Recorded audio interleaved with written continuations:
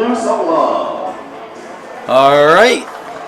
Welcome, everyone, to Jimmy John's Field on a beautiful Memorial Day, and I don't think the weather could be any nicer. Oh, no, it couldn't. I mean, this is beautiful. Yes, it is. Brian Fisher and Dan Dobler here in a rematch between the Utica Unicorns and the Eastside Diamond Hoppers. We saw, Dan, these two teams face each other earlier in the weekend. Yes, we did. Back on, I believe it was Saturday. Mm-hmm. And it was a great game. That was a thriller. It ended. Clay Artizer ended up hitting a walk-off RBI single. Yes, he did. To seal the ball game for the Utica Unicorns. It was a back-and-forth game the entire time, and come ninth inning, it was just all Unicorns. The loss ended up going to Torrey DeShazier, who ended up coming in and just not being able to get it done, unfortunately. And he only got one out, and that was a bit of a redemption for the Unicorns. Also, because on Friday they had the same situation and they weren't able to get it done, where they had a bottom of the ninth with bases loaded and they couldn't get it done. Well, they rectified that on Saturday, and so now it's the Hoppers' turn to get revenge. I mean, these two teams are battling it out in the division, and look for it to happen all season long. Yeah, the Hoppers are right now 6-3, while the Utica Unicorns, after winning the other night, are 5-4. So both teams are above 500, and if the Unicorns win this one, they will tie the record of the Eastside Diamond Hoppers. Yes. And I'm sorry, go ahead. I'm just gonna say, just want to thank everyone for coming out, and gotta thank those who are serving and who have served our country. Yes, it's Memorial Day, and that's a good point, Dan. We got to make sure we thank all our active military, all the veterans, and of course, remember those who could not be here today. Exactly. And we have some special special celebrations going on in pregame to honor those such people. The starting pitchers today for both teams, the Eastside Diamond Hoppers, their starting pitcher is Miles Richard. He does not have a win or a loss, and he's got an ERA of 4.50. He's got 4 innings pitched with 6 hits, 2 walks, and 3 strikeouts. Meanwhile, Sam Burton for the Utica Unicorns has got a 4 ERA across 9 innings pitched. He gives up a lot of hits. Yes, he does. 13 in 9 innings, but he strikes out a lot as well, 11. So, a negative to a positive. Yes. Back and forth there. But meanwhile, we'll send it down the field because they're doing starting lineups. Batting second from Phoenix, Arizona, the second baseman, number 9, Luke Doyle. Batting third from Dallas, Texas, the center fielder, number 10, Brandon Raw. Batting fourth from Bay Shore, New York, the right fielder, number 4, Chris Cruz. Batting fifth from Grayson, Georgia, the first baseman, number 44, Clay Ardizer. Batting sixth from Streetwood, Illinois, making his USPBL debut, third baseman number 22, Brandon Larkin Guilfoyle. Batting seventh from Brownstown, Michigan, today's designated hitter number 24, Nico Lolio. Batting eighth from Carlsbad, California, the shortstop number 15, Brett Falcon. Batting ninth from Heath, Texas, the catcher, number 5, Jovan Hernandez. And the starting pitcher for the Utica Unicorns today from Pikeville, Kentucky, number 7, Sam Burton.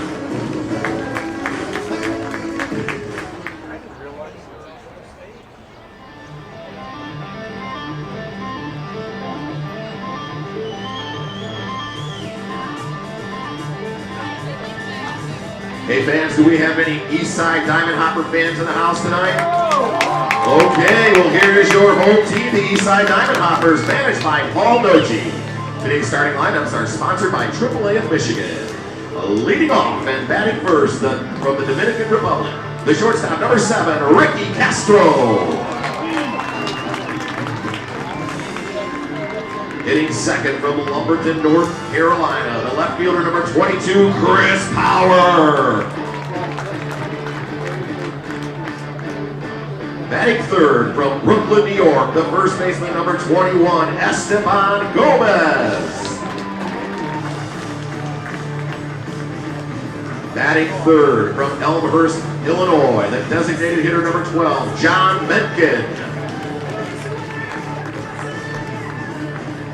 Batting fifth from Virginia Beach, Virginia, the second baseman number 2, Cam Stewart.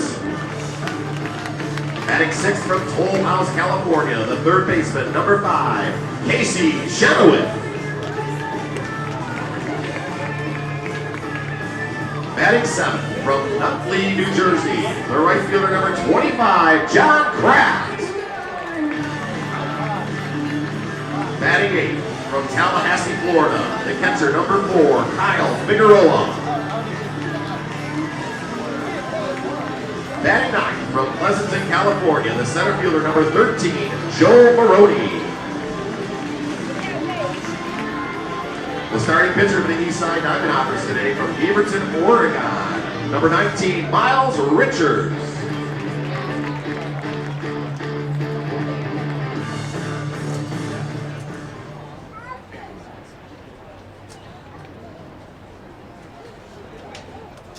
Ladies and gentlemen, please direct your attention to the area around home plate, where today's color guard will be presented by VFW Post 6250 North End, Sterling Heights.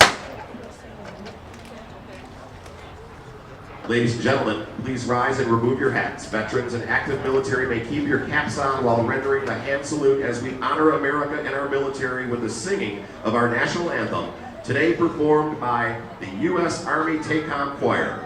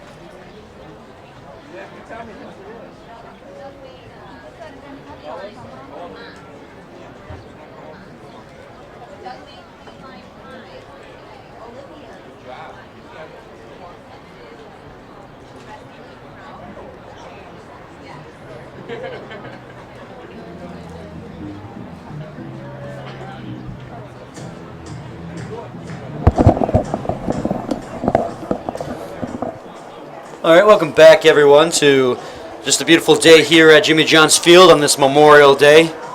Hoppers versus Unicorns. Brian Fisher and Dan Dobler here.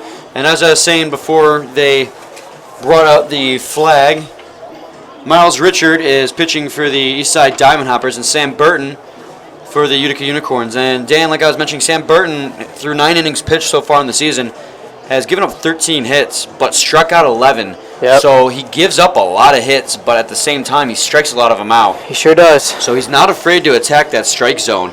Meanwhile, Miles Richards, on the other hand, has only pitched 4 innings so far in the season.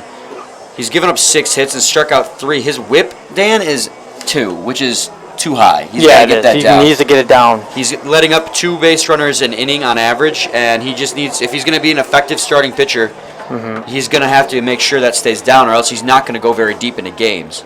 So why not give you the lineups? So, yeah, good point. Starting lineups today, I'll start with the the Utica Unicorns, since they're batting first. Batting first is the left fielder, number 19, Taylor Gelikowski. Batting second is the second baseman, number 9, Luke Doyle. Batting third is the center fielder, number 10, Brandon Raw. Batting fourth is the right fielder, number 4, Chris Cruz. Batting number 5 is the first baseman, number 44, Clay Artizer. Batting sixth and playing third base is number 22, the new kid on the block, Brendan Larkin Guilfoyle. Long name there. Yes, and batting seventh is the DH, number 24, Nico Lalio. Batting eighth is the shortstop, number 15, Brett Balkin. And batting in the ninth spot is the catcher, number 5, Javan Hernandez.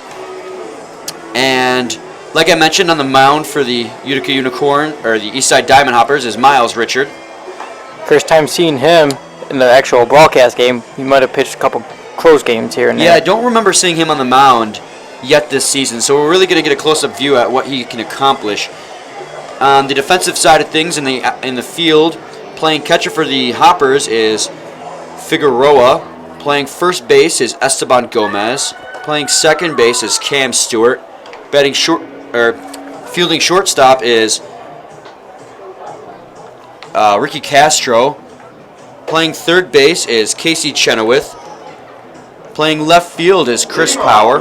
Playing center field is Joe Maroney, and guarding right field is Kraft. So Taylor Gelikowski will step in now for the Utica Unicorns as we're just a few moments away from the first pitch here. On this beautiful afternoon, Memorial Day afternoon that is. Yeah, 68 degrees right now, Dan, and it is partly cloudy. There's a few clouds in the sky. It's just, after that one day on Thursday where it was misty, it's been beautiful all weekend. Yes, it has. It couldn't have been better. And we've had exciting games every single day. It's been going down to the bottom of the ninth inning as the first pitch to Taylor Gelikowski comes in.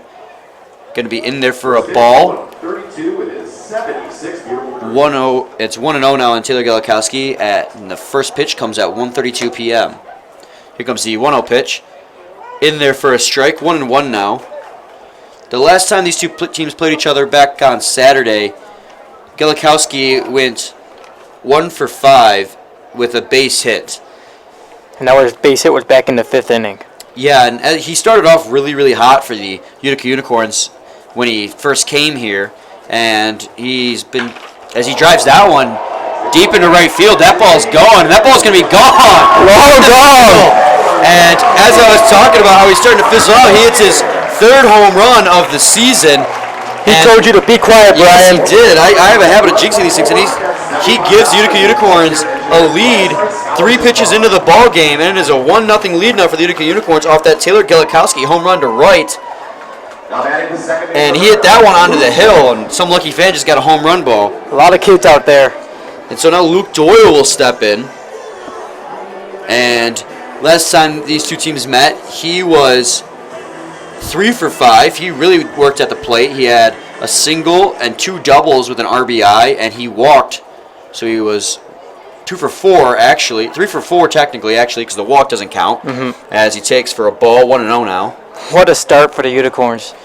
Yeah, that's definitely how you want to get off on a hot start here. Luke Doyle hitting .412 coming into the game as he drills that one high in the air, way high, as Castro has to back out, but Maroney ends up making the catch. So it's going to be 1 down now, but the Utica Unicorns do have the lead after the Taylor Gelikowski home run. And by the way, Gelikowski is from Fraser, Michigan. Just a few miles away from here. Yeah, Dan, yeah, he is, and he's doing Michigan proud so far as he's hit, I think that was his 3rd or 4th home run in the season already. I believe that it was his 3rd, though. Yes. As the first pitch to Raw is in for a ball, 1-0. He's only been here for about, I think this is his 2nd week here, and he's already hit 3 home runs, so can't ask for much more out of him. Here comes the 1-0 pitch. Oh, he hits him right on the, but it went off the, actually didn't hit him, it went off the butt end of his bat as he ducked down. So it's actually going to be 1-1. Very weird.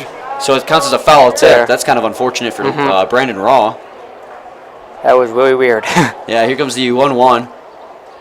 And it's going to be high for a ball, 2-1. That's got to be one of the weirdest ways I've ever seen a strike, Dan. It was behind Brandon Raw. He had to duck down and hit the butt end of his bat as he was ducking, and foul tipped it. He's going to drill that one. Ground ball single to left field.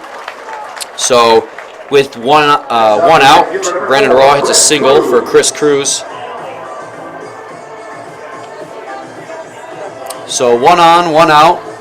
1-0 ball game in favor of the Utica Unicorns off the Taylor Galikowski home run and the first plate appearance of the ball game. Last time these two teams played each other, Chris Cruz went 2 for 3. He had 2 RBI and he drew a walk, so he had a very good game the last time these two guys faced each other. Very productive. And here comes the first pitch to him. He's going to sky that one high in the air into foul territory. Chenoweth says he has it. He's lost it, but he makes the catch in foul territory. So after only takes one pitch to get rid of Cruz. So 2 are down. One way to keep your pitch count down. Yeah. He hasn't thrown more than, I think, 4 pitches in an at-bat so far, despite the fact that he gave up a home run in the first batter. Only 11 pitches right now.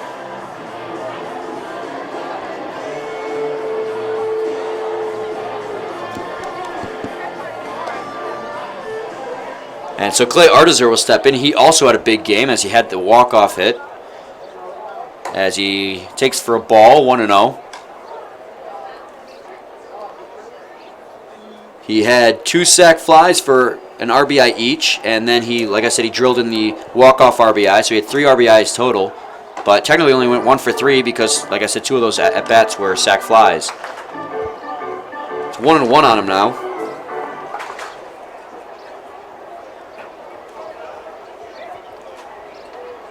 Here comes the 1-1 pitch. Swing and a miss out of Clay Artizer. So 1-2 on him.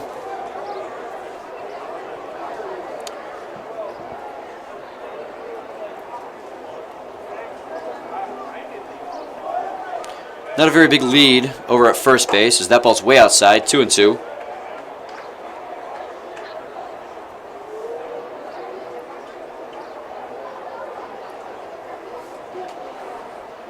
So 2 balls, 2 strikes, 2 outs. He's gonna ground that one over to the second baseman Stewart, who's gonna toss over to Castro, and that'll end the inning. So Miles Richards does a good job keeping his pitch count down and does a pretty good job in this inning, despite the fact that he gave up a solo shot. So the Utica Unicorns do have the 1-0 lead going into the bottom half of the first. Due up for the Hoppers is Ricky Castro, Chris Power, and Esteban Gomez, the lefty. So the Hoppers will look to retaliate with a couple runs of their own in the bottom of the first, and we'll be back shortly.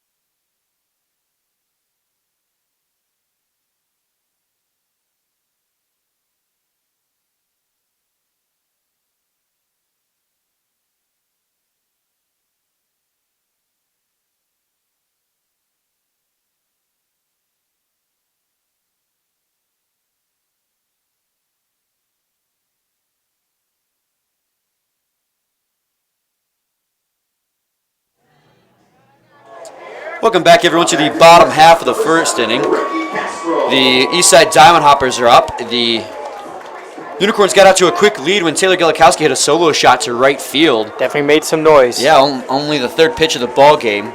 So now the Hoppers will look to counter that with Ricky Castro, followed by Chris Power and Esteban Gomez.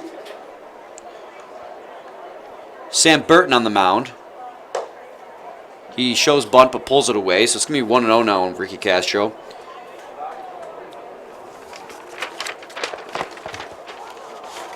Here comes the 1-0 pitch. In there for a strike, 1-1. Going down the lineup card, Ricky Castro is batting first. He's the shortstop.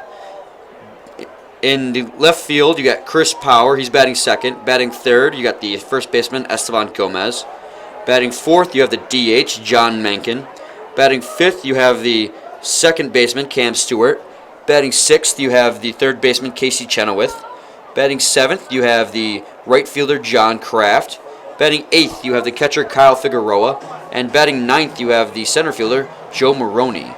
And it's 2-2 now on Ricky Castro. Last time out, Ricky Castro did have an RBI single against the Unicorns. He's going to fly that one into foul territory in left field. He reached safely twice. One had to do with a bunt. So it's going to remain 2-2. Yeah, he had a pretty decent game. He went, like you said, Danny, went 2 for 5 with a bunt single and an RBI single. So he helped his team with all he could, but his team ended up losing in the bottom of the ninth. And the 2-2 pitch is in. It's going to be outside, so it'll be count full, 3-2.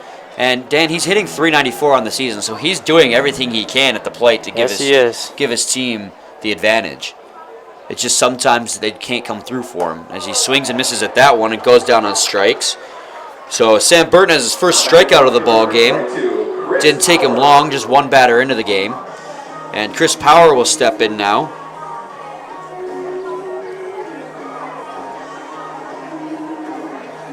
On the defensive side of things for the Utica Unicorns, you have Javon Hernandez behind the plate.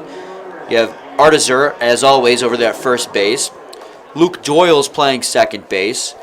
You have Balkin at shortstop. And Larkin Gafoyle at third base. I'm not entirely sure I'm pronouncing that name right. It's a very long one. And you have Taylor Galikowski in left field, Brandon Raw in center field, and Chris Cruz in right. And it's 1-1 now on Chris Power. It would be Brandon Larkin Guilfoyle. Brandon Larkin Gafoyle. Here comes the 1-1 pitch. He's going to fly that one foul into the stands. This will be 1-2. And he'll be due up in the top half of the second for the Unicorns. Yes. Yep, he'll be the leadoff man when we get to the top of the second. Here comes the 1-2 pitch to Power. Just a hair outside. Going to go to 2-2. Count is even.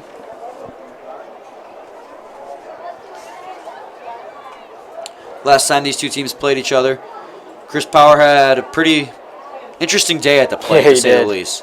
Had a hit, a walk, actually 2 walks, or 3 walks. As he flies that one to right field, but playable by Chris Cruz, so that'll be 2 gone now. And he had 3 walks, he had a hit, an RBI. He was all over the place. Yeah, he technically only went 1 for 2. Like, he had a double in the first. He walked 3 times, like he said, came around to score on one of them, and he grounded out into an RBI. So even when he grounded out, he still drove in an RBI. So he did his job at the plate. He got on base, which is what he's supposed to do. Yes. As Esteban Gomez steps in now, he bats as a left-hander, and he drills that one into right field. It's fairly deep, but onto the warning track, Cruz goes to make the catch. It's going to be a 1-2-3 first for Sam Burton. Not too bad. Not bad at all. So after 1 inning of play, the Unicorns lead it 1-0, going to the top half of the second inning. And leading off at the top half of the second inning, Dan, like you mentioned, is the new guy, Brendan Larkin Gafoyle. Following him is the DH, Nico Lalio, and the shortstop, Brett Balkin. So we'll be back shortly.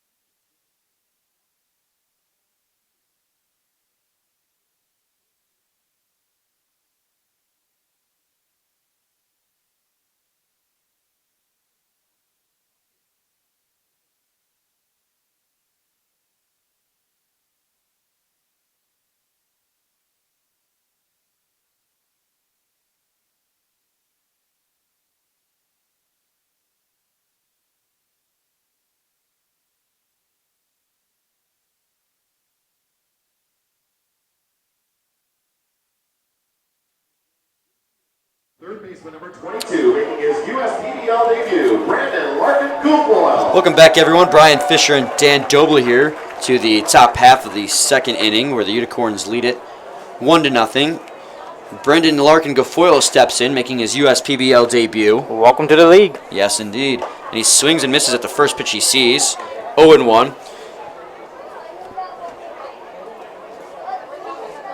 A lot of debuts here this past weekend. Yeah, we had Past week, that is. Taylor Galikowski last weekend for the Unicorns, and now this weekend it's Larkin Guilfoyle, as that one's in there for a ball, 1-1. You had also Mark Kruger for the Eastside Diamond Hoppers, but he's not in the lineup today. It's going to be 2-1. Oh, yeah, you're right. That was the other night. Comes the 2-1 pitch. Swung and a miss. Count is even, 2-2. It's the second cut and miss he's had in this at-bat.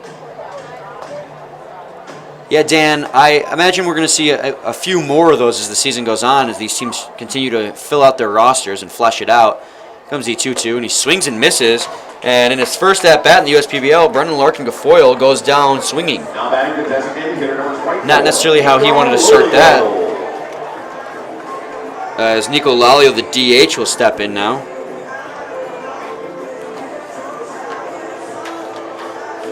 Batting from the right side. Not much going for him the other night. And he swings and misses at that one. Struck out and grounded out and flew out twice. Yeah, he wasn't able to get on base at all during their victory, as he fouls that one in the netting. But that's just not how he, it goes without saying, that's not how he wants to do things. Mm-hmm. He's only batting 161 on the season, so he's just in a slump to start the season. I'm sure eventually he'll break out of it. He's got 5 hits, one of which is a home run, though. So we know he's capable of hitting that ball. Yep. It's just he'll have to break out of that slump eventually. Every player goes through those as the 0-2 pitch comes in. He swings and misses at that one. So it's 2 consecutive strikeouts for Miles Richards. Going to heat. Yeah, he's getting them to swing and miss at him. As Brett Balkin will step in, the shortstop. He didn't play in the walk-off victory the other day. Quentin Alexander played shortstop that day. Brett Balkin sporting the the wonderful mustache. He's batting .250 on the season so far. First pitch to him is going to be inside for a ball, 1-0. Come on, Brian, close your out like that. I'm trying to grow a little bit of facial hair, but I don't think I'm going to go with that look. He's got a Fu Manchu going on, as that one's going to be way inside as he dodge out of the way of that. 2-0 now. 2 outs here, no men on in the top of the second inning. Unicorns lead it 1-0.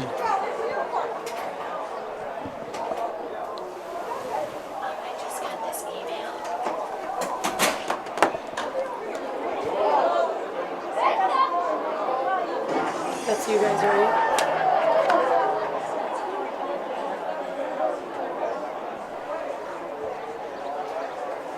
Is it working? Mm-hmm. I don't know. I just don't know what it means. What's the play? Okay, what's the play-by-play?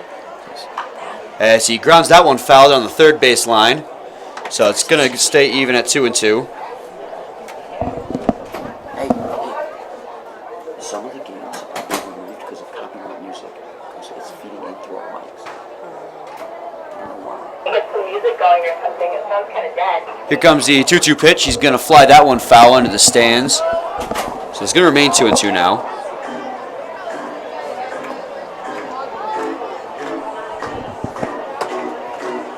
Two balls, 2 strikes, 2 outs, no man on. Top of the second inning. Unicorns lead it 1-0 off the Galikowski home run back in the first. And he drives that one down the left field line. But it's going to be foul, landing inside the Unicorns bullpen. Or just behind it as the fans go and converge to it.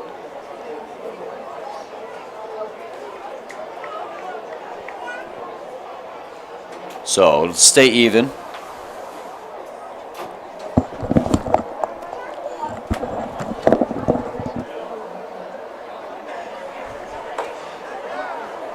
as that one's going to be in for a ball. 3-2, full count now.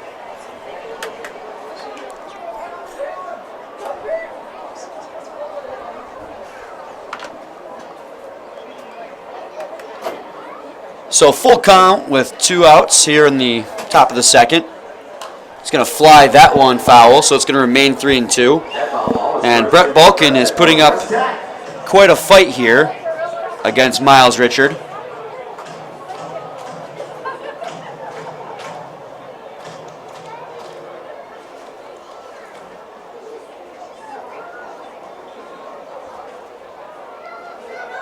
Here comes the 3-2. He's going to ground that one foul as well. And Miles Richard probably getting a little bit frustrated on the mound. Yeah. He's giving him everything he's got, but Brett Balkin keeps protecting that plate and keeps working until he's getting the pitch he wants. And we've seen it happen a couple times already this season when batters work the count. Previous few times this has happened, it results in balls as the batters ended up winning the battles. Here comes the 3-2 again. That's going to hit him. It's not necessarily a walk, but he gets on base nonetheless. Probably was hoping for a different outcome, but he'll take it. So now we have 1 man on with 2 outs as Jovan Hernandez will step in.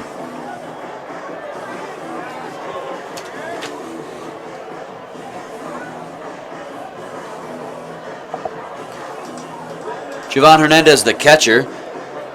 The last time these two teams played each other was not catching. It was Timothy Budd that day. Timothy Budd went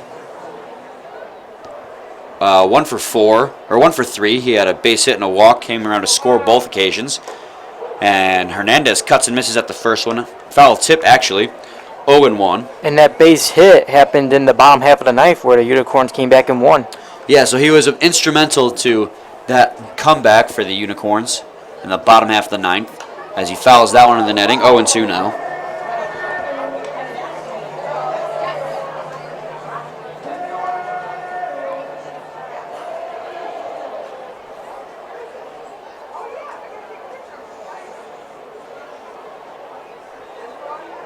Here comes the 0-2 pitch. It's going to be outside. 1-2 now. So 2 outs, 1 man on.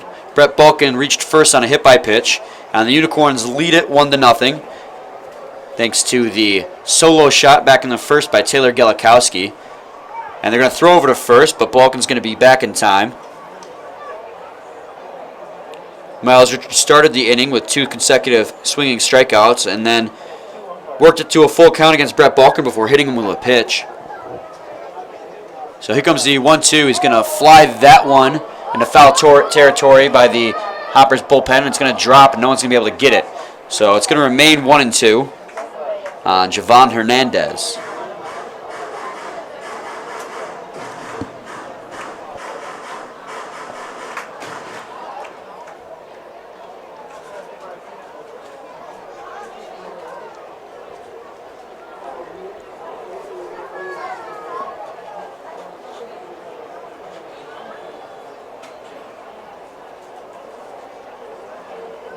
Here comes the 1-2 pitch. Outside, count is even 2-2.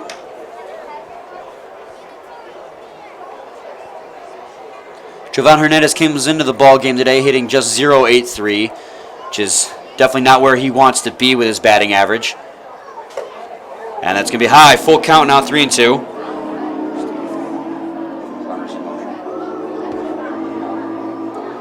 And with a full count and Balkin at first, he will be in motion here with 2 outs. And he's running, and he's going to hit that one into foul territory as Figueroa goes over to get it, but it's going to land in the stands. So it'll remain 3-2.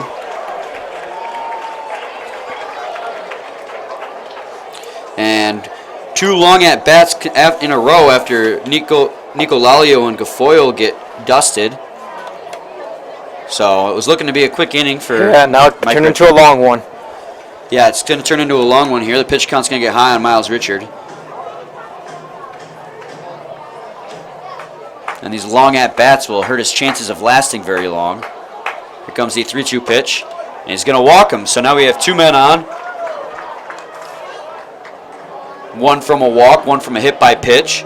Next up, the left fielder, With 2 number outs. 19, Taylor Galikowski. The man who hit the solo shot back in the first is stepping in, Taylor Galikowski, and he has a chance to extend the lead here now that Brett Balkin has advanced to second base on that last walk. You would bet to see Richard to be very careful as he pitched to Grakowski. Well, I started to talk last inning about how Taylor Galikowski has started to find his level here. He started off very hot, and then he hit a solo shot, and he's going to drill that one into the gap in left center. It's going to get down, and Brett Balkin's going to come around, and he's going to score. So Taylor Galikowski is making me eat my words as he hits an RBI double. Keep talking, Brian. I'm going to keep talking because this is turning into an exciting game. So Taylor Galikowski is hot today. He's 2 for 2. He has a solo shot and a base or a double RBI. And Luke Doyle will step in. He flew out to Brandon Raw his last time up. So we have 2 outs, runners at second and third. And Luke Doyle looks to tack a couple more on here.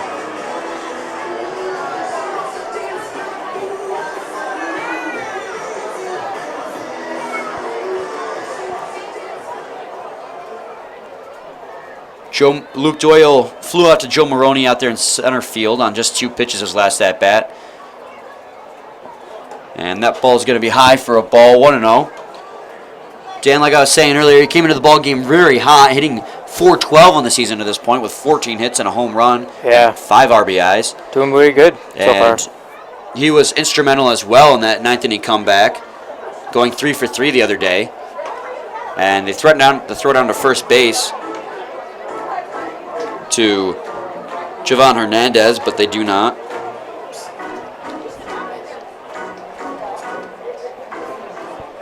That was his third pitch, Brian. Third base is. Oh, third base. Yeah, I said first base by mistake. It's okay. Here comes the 2-0 pitch. He's going to ground that one foul. 2-1 now.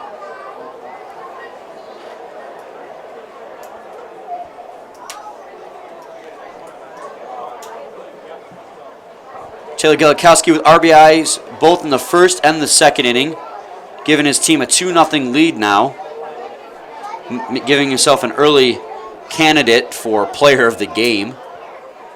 But there's still a lot of baseball left to be played, and a 2-0 lead in baseball is not a very big one. Here comes the 2-1 pitch. He's going to ground that one to the right side of the infield where Stewart will field it, and that'll be the end of the inning. So the Unicorns tack on another run thanks to Taylor Galikowski's double RBI.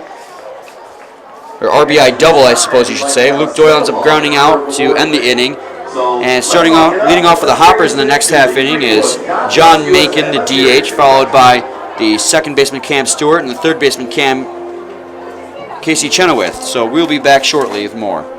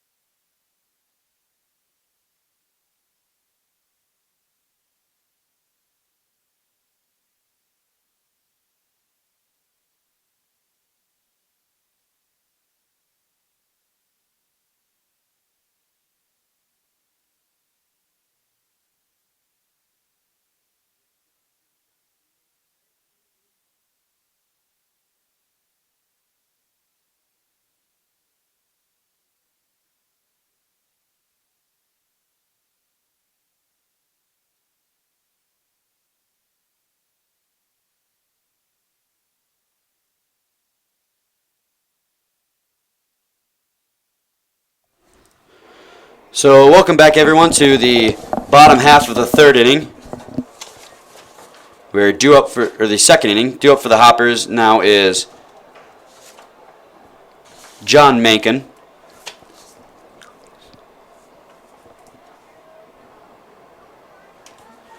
John Mankin is 1-0 in this early at bat now.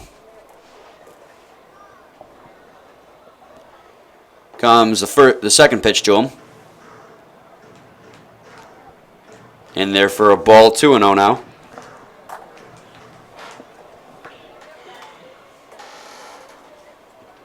Comes the 2-0. Outside, 3-0.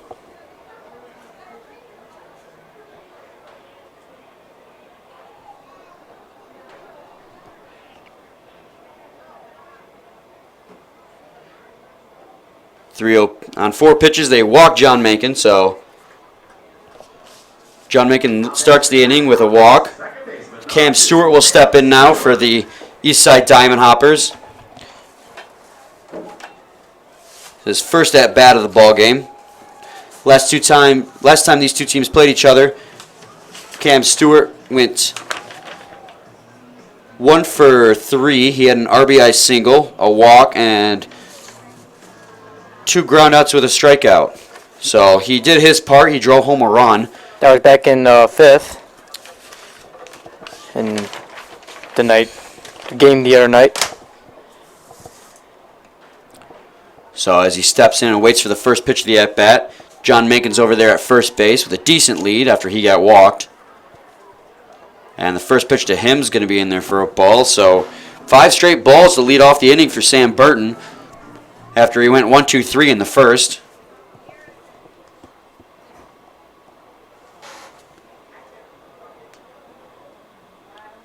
Here comes the 1-0. And they're for a ball as well. So 2-0 now on Cam Stewart. Cam Stewart comes into the game batting .257 with 4 RBIs.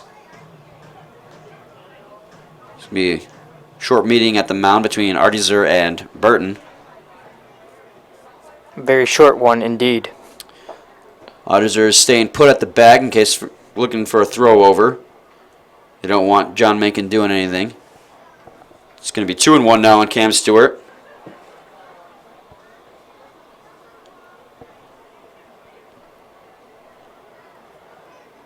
John Mankin with a decent lead over there at first base as Cam Stewart flies that one behind home plate into the stands right in front of us.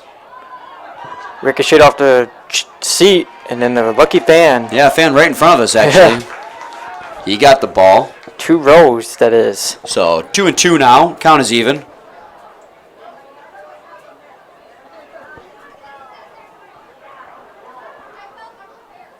Here comes the 2-2 pitch. He's going to drive that one right up the middle. Oh, but a fantastic diving play by Luke Doyle to keep that ball from going in the outfield. It tipped off the glove of Sam Burton when Cam Stewart hit that, and Luke Doyle looked like he was absolutely flying through the air. Wow, what a play there. Now batting the third baseman, number 5, Casey Chenoweth. So Luke Doyle gets the put out, and a well-deserved put out as well. Absolutely phenomenal dive to stop that one. So now there's going to be 1 down with a man on as Casey Chenoweth steps in. First pitch to him is going to be in there for a strike. Casey Chenoweth had a RBI double the last time these two teams met and a walk. Those are the only two times he got on base. So he went 1 for 4 as he drives that one foul down the third base line. So it's going to go to 0-2 on him now.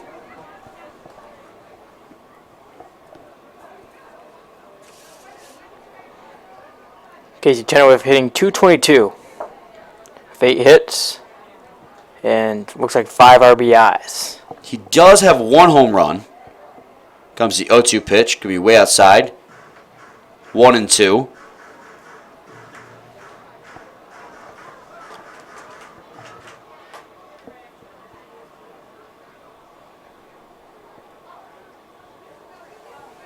Comes the 1-2 pitch. It's going to be grounded into the dirt. End up trickling foul down the third base line. It's going to remain 1-2.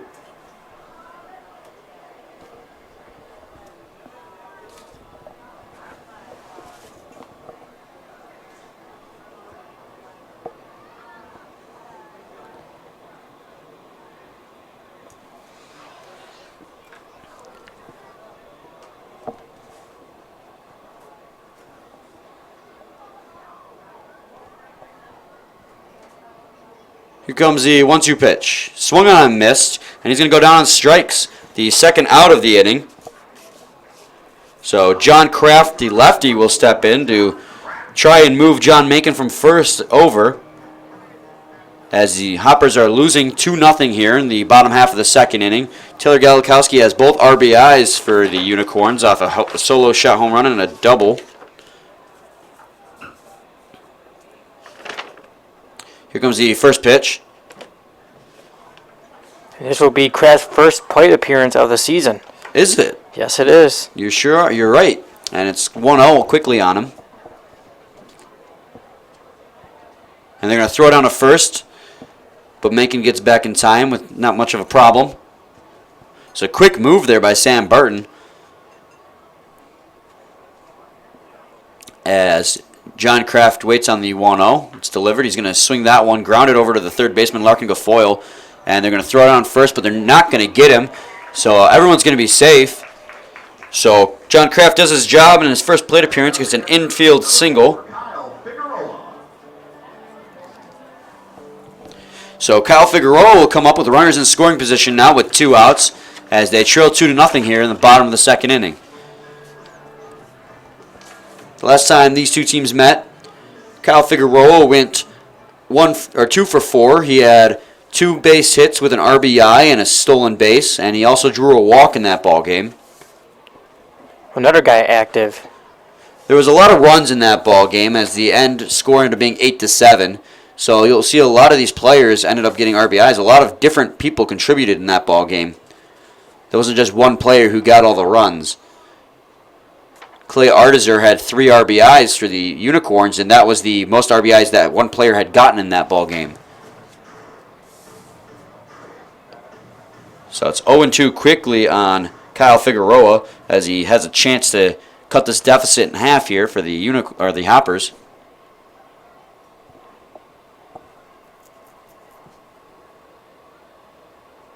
Comes the 0-2 pitch. He fouled that one into the netting, so it's going to remain 0-2.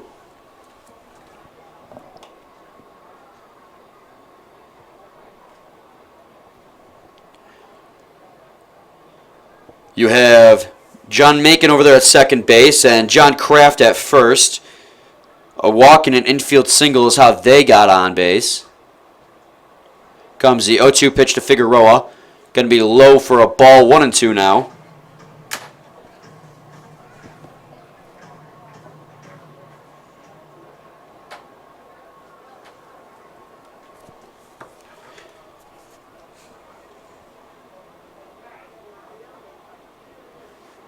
Here comes the 1-2. Inside for a ball. Count is even out, 2 apiece.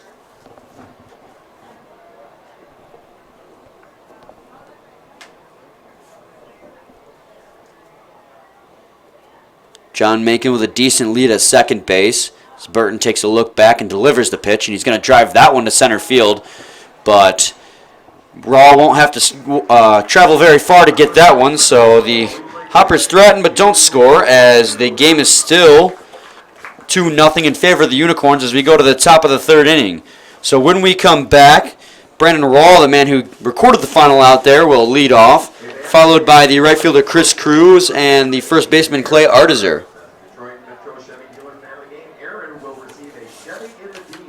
As well as tickets to an upcoming game. Congratulations, Aaron.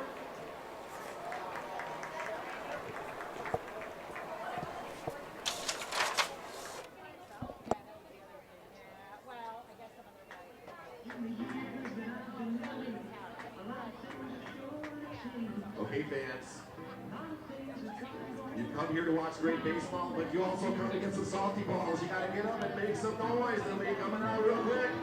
Who wants some salty balls? Oh yeah. You will be the envy of family and friends when you take that one little salty ball home. But you gotta make some noise.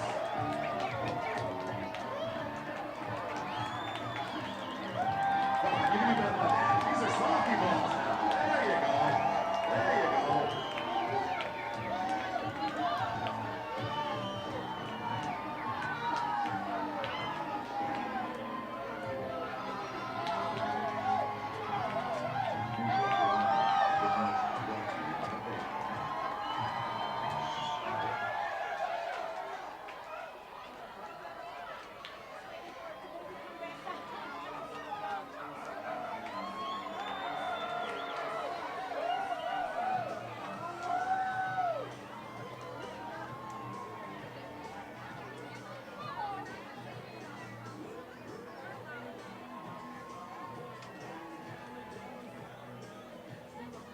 landing for the Unicorns, the center fielder number 10, Brandon Raw.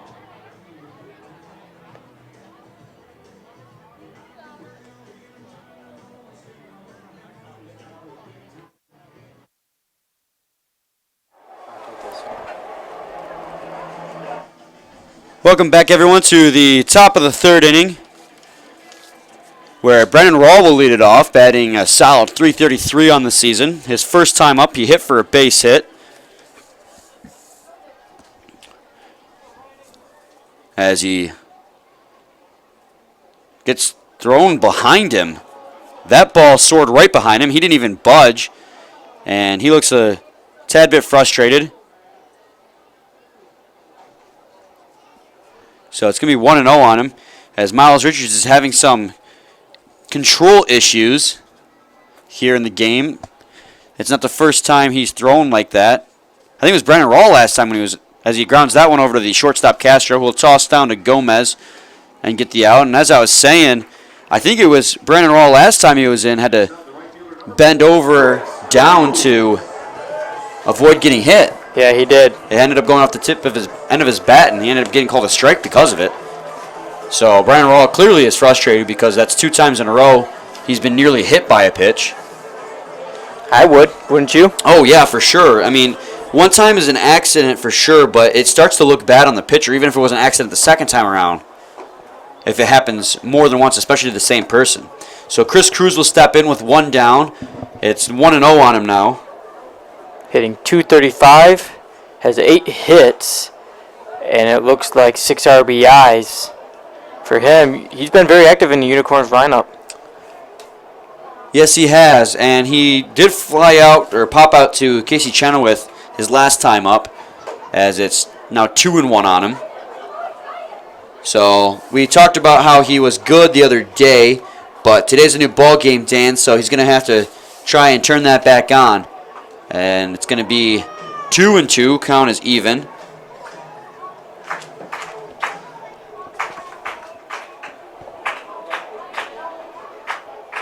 As he calls for time.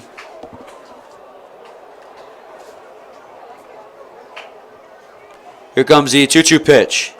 Outside, 3-2, count is full.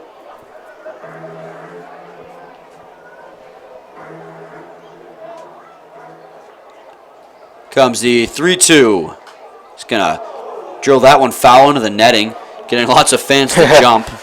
Not me this time. Not us this time. Starting to get used to it. Yeah, we're starting to learn.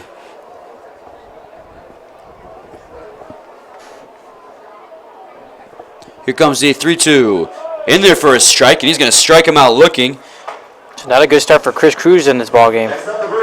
Yeah, he's 0 for 2 now, and that's the 3rd strikeout for Miles Richards.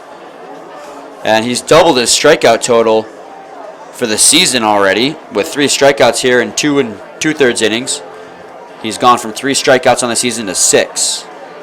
So 2 down with no men on. The Unicorns lead it 2-0. And the first pitch to him is going to be in there for a strike, 0-1. Clay Artizer grounded out to the second baseman Cam Stewart.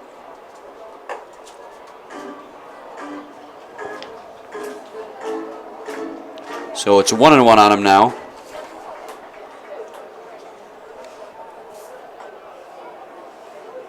And it's 2-1 on Clay Artizer.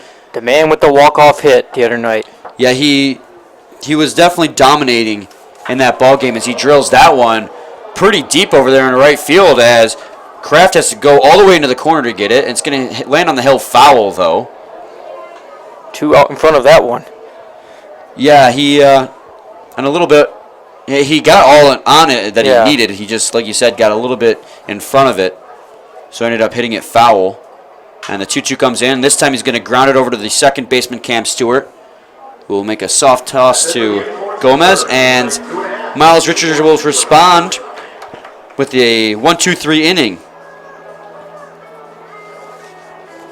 So the Unicorns still lead it 2-0 after 2.5 innings played. Going to the bottom half of the 3rd inning, Joe Maroney, the 9th man in the lineup, will lead it off, followed by Ricky Castro, the shortstop, and the left fielder, Chris Power. So we'll be back shortly.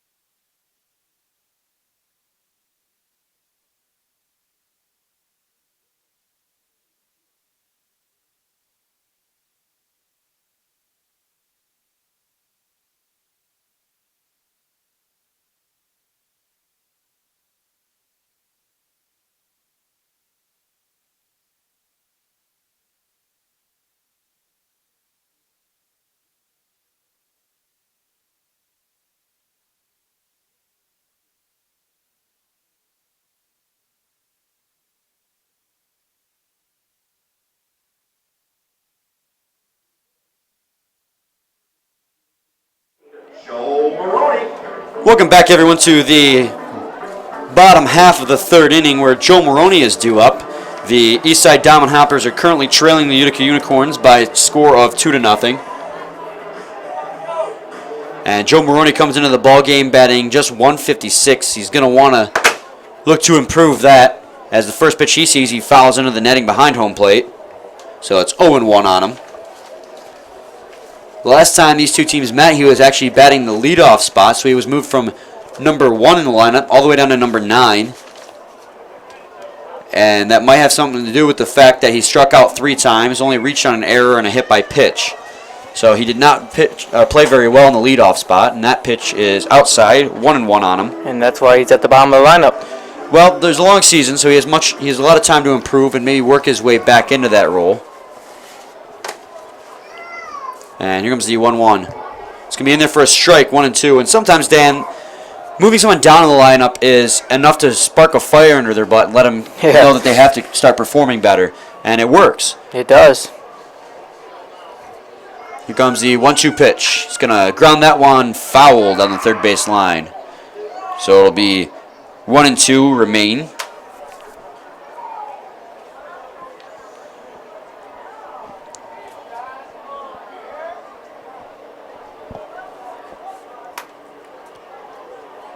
There's going to be a little bit of discussion between the home plate umpire, as I think they're waiting for that ball to get off the field down there by the warning track,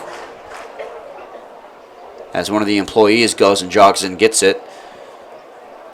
So Joe Maroney will step back in. 1-2 count on him. And the 1-2 is going to be outside. 2 balls, 2 strikes now. Taylor Gelikowski has been the man of the game so far with a solo shot in the first and a RBI double in the second, giving his team a 2-0 lead. As Joe Maroney flies that one into the stands over there by the visiting team dugout. So it'll remain 2-2.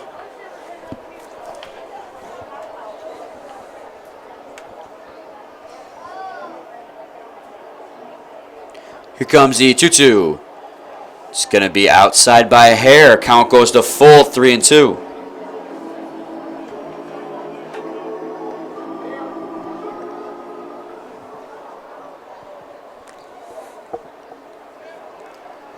The 3-2 swung on and missed by Joe Maroney. He goes down swinging on strikes. So Ricky Castro will step in with 1 down and no men on in the bottom of the third here. That'll be Sam Burton's second strikeout of the ball game. Third, actually. Yep. He struck You're out right. 1 in the first, 1 in the second, and now 1 in the third. I missed that second one. That's all right, Dan. And here comes the first pitch to Ricky Castro. It's going to get away from Jovan Hernandez, but with no man on, there's nothing to worry about. It'll be 1-0 on him. Ricky Castro, like we mentioned, came into the ball game, Dan, hitting .394. He has 13 hits, but only 2 RBIs to show for it as he grounds that one through the hole on the right side of the infield for a base hit. And he's one of the fans' favorite. Yes, he is. He is one of our players from the Dominican Republic. And he continues to get on base and help that average boost up. Let's hope that his teammates will bring him home now with 1 on and 1 out and trailing 2-0 as Chris Power steps in, flying out to Chris Cruz his first time up. Comes the first pitch to him. Be called a strike, 0-1.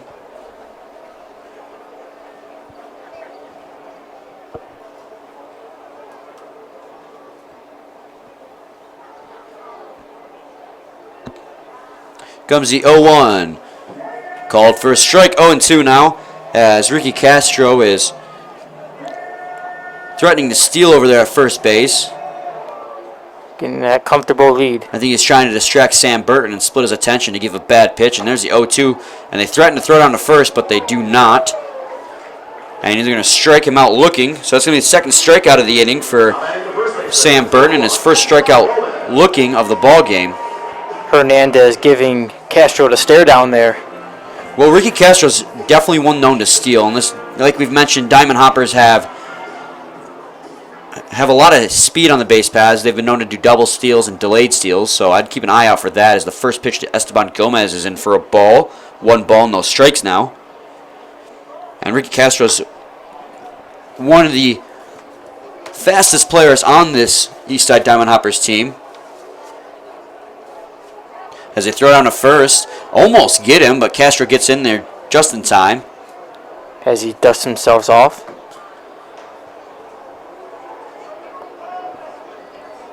Well, I gotta imagine it takes a lot of Clorox to get all those dirt stains out of those white pants, Dan. Sure does. Here comes the 1-0 pitch. Swung and missed by Esteban Gomez. 1-1 now.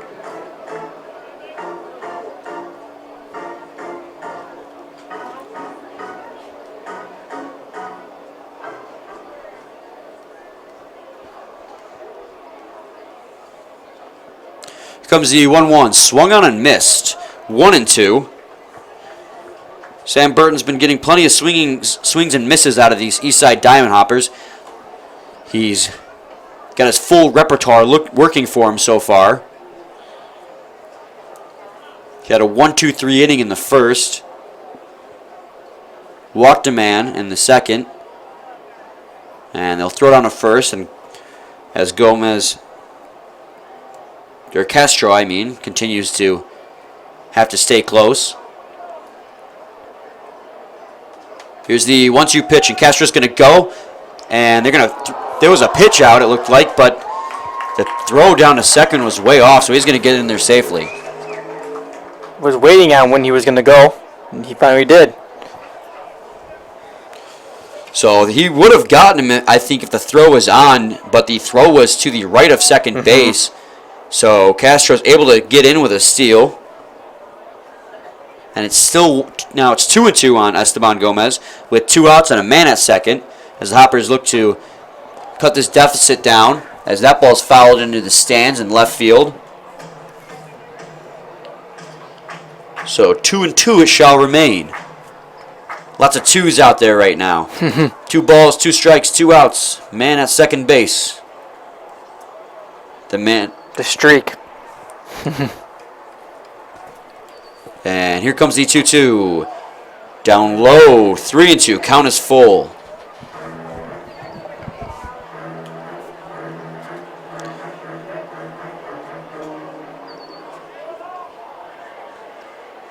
As Gomez waits for the 3-2 pitch.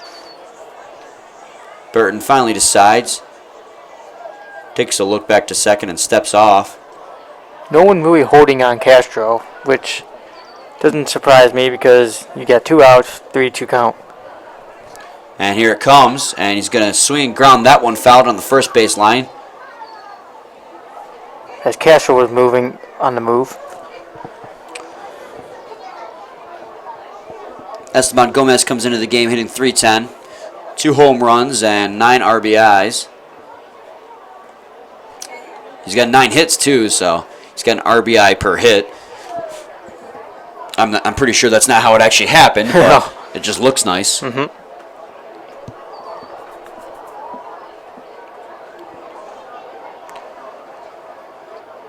Here comes the 3-2. Swung on and drilled left field, and it's going to be a base hit as Castro comes around to score. And, they're going to tag him out at home. Oh, but the ball got away from Hernandez, so he's going to be safe. If he would have held on it, he would have been out. Yes, he would have. So that's going to be a base hit and I believe an RBI for Esteban Gomez as he drilled that one into left field. And they're going to cut that deficit in half. It's only 2-1 ball game with the Utica Unicorns lead.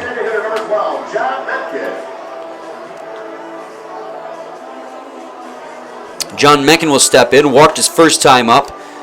He's got 1 man on with 2 outs, and now they're only trailing 2-1 instead of 2-0, thanks to that Esteban Gomez RBI single. That throw was on the money from left field from Galikowski, but Hernandez couldn't hold on to the ball when Ricky Castro collided with him at home plate. Sam Burton did a great job making sure that ball went through instead of cutting it off. And he's going to swing and miss. So it's going to be 0-2 now.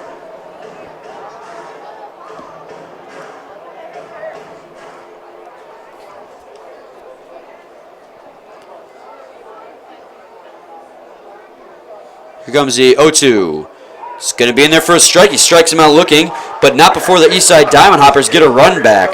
So it's going to be 2-1 now. Utica Unicorns lead it going to the top of the 4th inning. And leading off for the Utica Unicorns in the top of the 4th inning will be the new man on the block, Brendan Larkin Guilfoyle. He struck out his first time up, looking to get his first hit of his USPBL career. Following him is the DH, Nico Lalio, and the shortstop, Brett Balkin. So we'll be back shortly.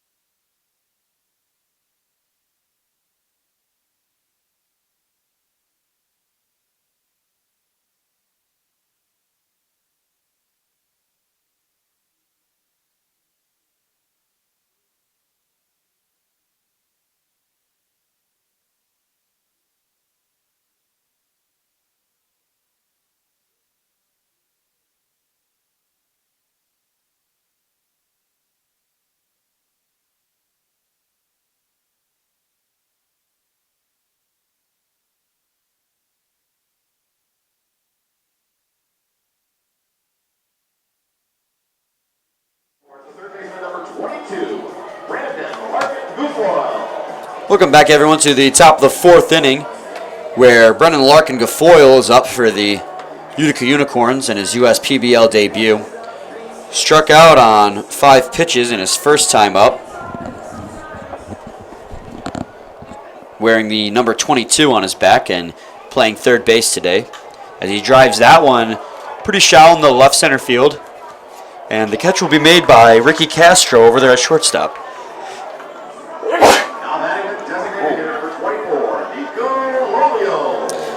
So Nico Lolio will step in now.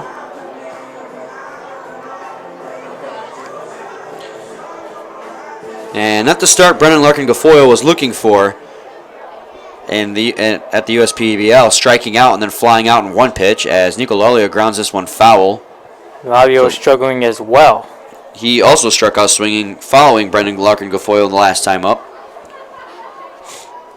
I think I'm just going to call him Larkin Guilfoyle from now on. There you go. I don't think saying his first and last name, it's so many syllables. Here comes the 0-1 pitch. It's going to get behind Figueroa, so it's going to be a ball, but with no man on. He didn't really have to go and rush to get it.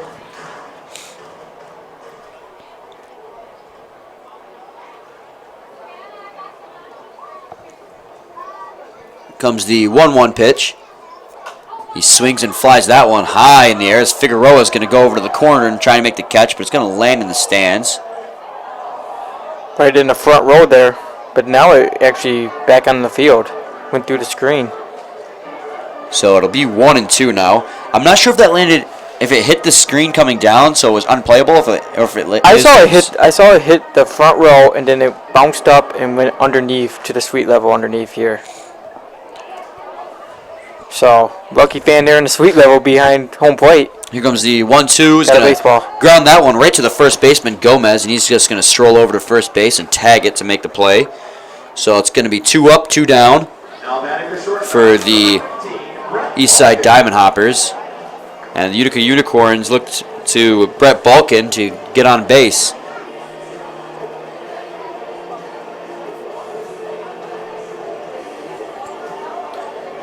Brett Balkin, his last time up, had a 3-2 count and went about 9 or 10 pitches in the at-bat before getting hit by the pitch.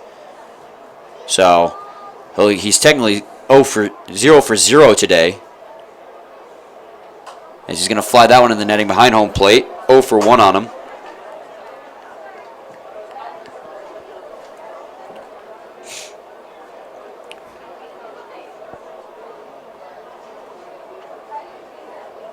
So there's 2 down, no man on, and then here comes the 0-1 inside for a ball, 1-1. And the Utica Unicorns lead it 2-1 as Galikowski has both RBIs to this point in the ball game. It's the top of the 4th inning. Been red hot so far. Comes the 1-1. It's going to be in there for a strike, 1-2.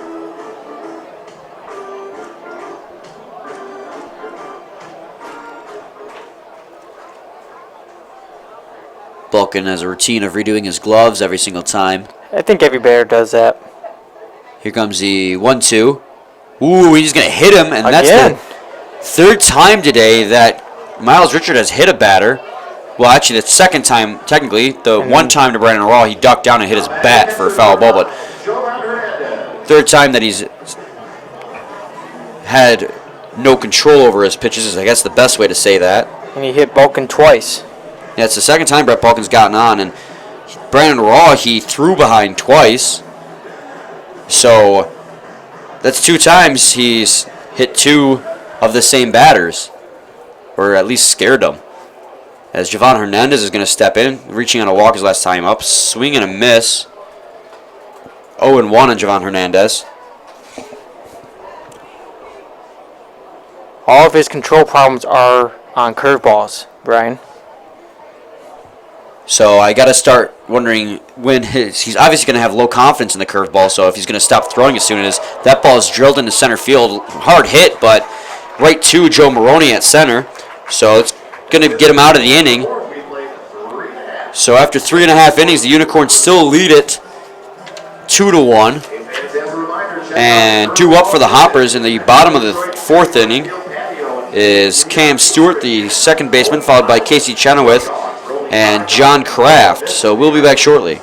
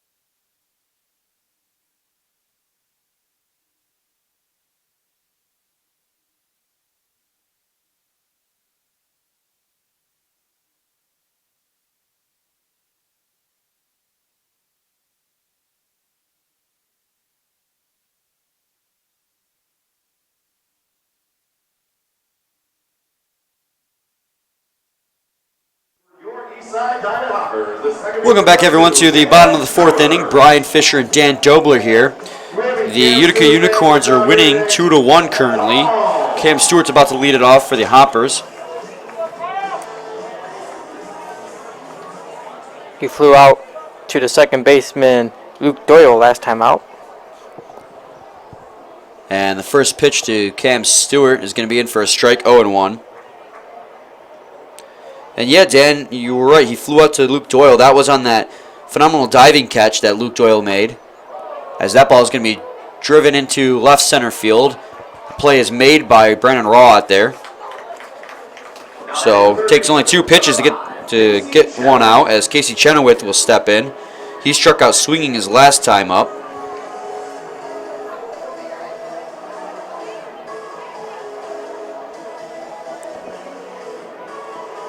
Was one of Sam Burton's strikeout victims. As the first pitch to him, it will be a strike, 0-1.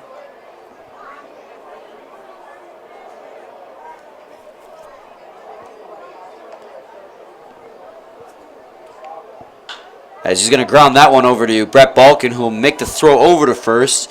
And that'll be 2 down now for the Utica Unicorns as the Unicorns continue to, or Sam Burton of the Unicorns continues to pitch well. Keeping that pitch count low. He struggled a little bit in the 3rd inning, gave up a RBI, or gave up a run, I guess you would say. Struggling a little bit here. But he's done pretty well overall. So John Kraft will step in now. He had an infield single his last time up. And he's going to drill that one right down to first base. So that was a quick inning for Sam Burton, only throwing 4 pitches. And we are cruising along in this game. Yeah, so going to the top of the 5th inning now, where the Unicorns are still leading it 2-1. And leading off for them will be the man of the game so far, Taylor Gelikowski, looking to add more RBIs on his day. Following him is Luke Doyle and then Brandon Raw. So we'll be back shortly.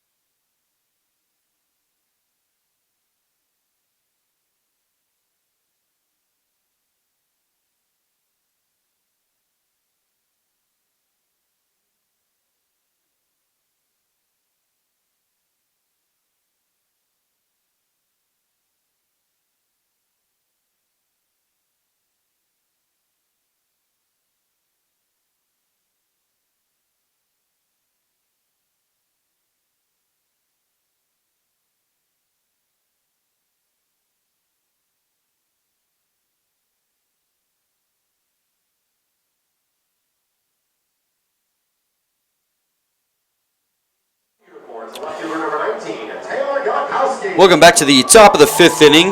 The Unicorns are up to bat here. They are currently leading 2-1. Taylor Gelikowski has both RBIs to this point in the ball game. He homered in the 1st inning and then had an RBI double in the 2nd. The red hot Gelikowski, that is. Yeah, he is red hot to start the season. And here comes the first pitch of the at-bat. It's going to be in there for a ball, 1-0. I seem to have a habit of jinxing things, Dan, as every time I say one thing, the opposite happens. But if you continue to talk, he keeps getting hits. Yeah, I was beginning to say that Taylor Gelikowski was starting to find his level, and right after that he hit a home run, and then I brought it up again in the 2nd inning, saying how I jinxed it, and then he hit an RBI double. So at this rate, he'll have like 10 RBIs by the end of the game. So he's 1-1 now, and he swings and misses, 1-2 on him. I don't know about that, Brian, but we'll have to wait and see. I have like some reverse luck going on. Not that I'm upset that he's hitting RBIs. It makes for an exciting ball game. Here comes the 1-2 pitch. Swing and miss. And they're going to throw it on to first because it gets away from Figueroa, and they're going to get him, so that'll be a strikeout. So after he goes 2 for 2 to start the game, he strikes out in his 3rd plate appearance. So Luke Doyle will step in with 1 down and no man on. He is 0 for 2 to this point in the ball game. He flew out to center field, Joe Maroney, and then grounded out to Cam Stewart.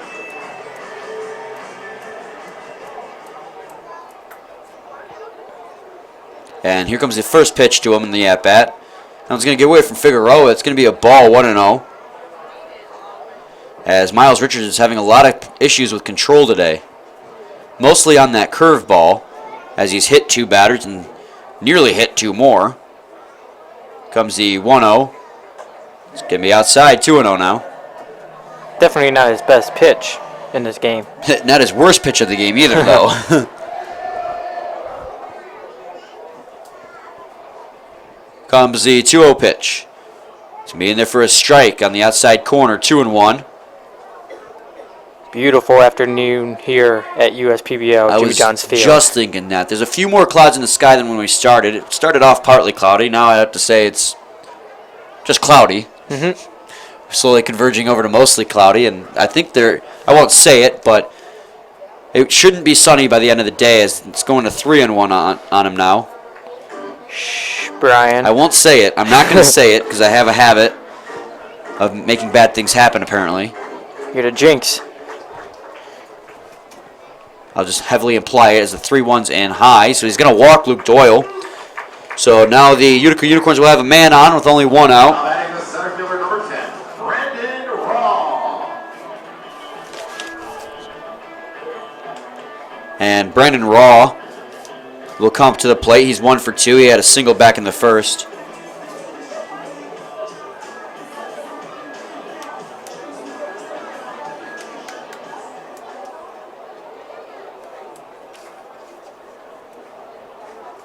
And they're going to throw down to first. Make sure Luke Doyle stays where he's at.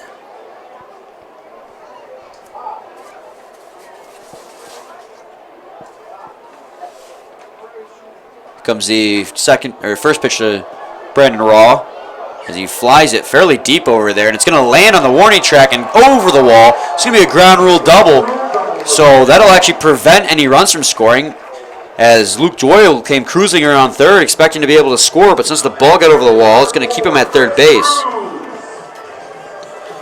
So Brandon Raw hits a ground rule double, moving him to second and Luke Doyle to third for Chris Cruz, as the Unicorns have an opportunity to extend their lead here with Chris Cruz coming to the plate.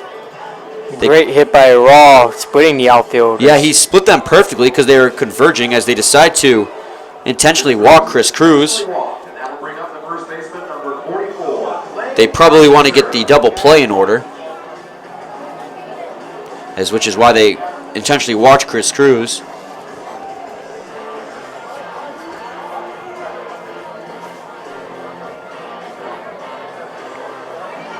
So now Clay Artizer will step in, and I'm not sure. It's going to be an interesting at-bat because he had 3 RBIs the last time these teams played each other. So see what he can do here with bases loaded and 1 out and the top of the 5th inning. The first pitch he sees is a strike, 0-1.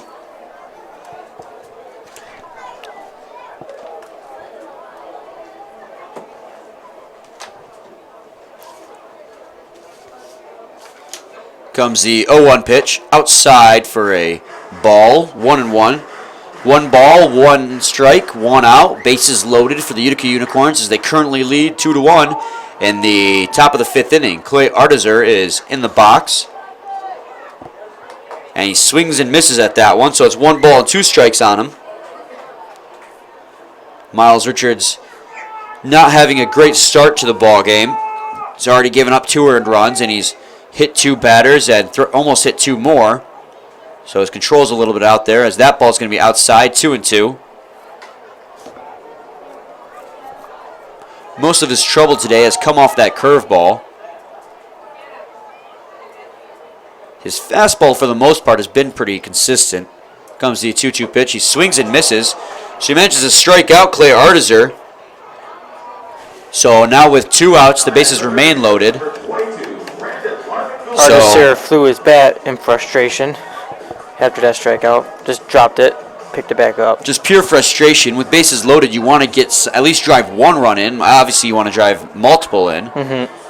But they have a slim 1-run lead. So now Brennan Larkin Guilfoyle will step in. He's stepping into a big situation here in his first game in the USPBL. Struck out his first time up and flew out to the shortstop Castro his second time up. But a chance for redemption here with bases loaded. And the first pitch he sees is going to be inside for a ball, 1-0.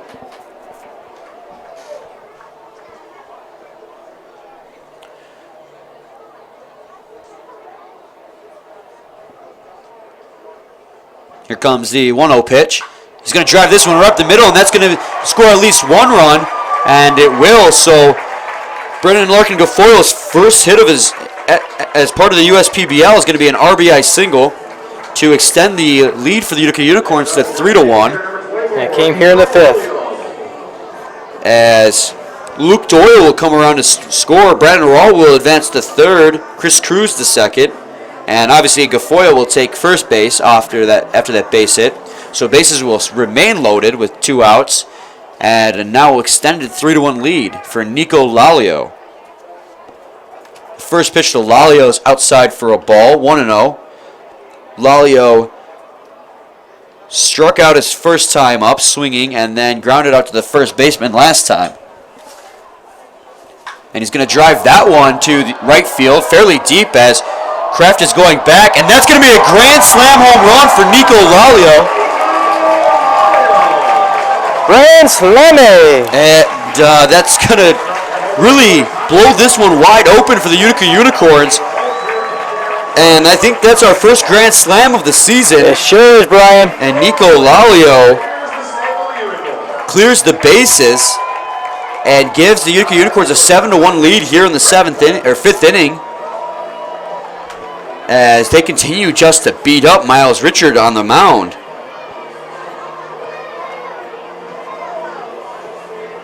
Wow. Yeah, definitely. Nico Lalio has been struggling at the plate overall this season, but that's going to be one he'll remember.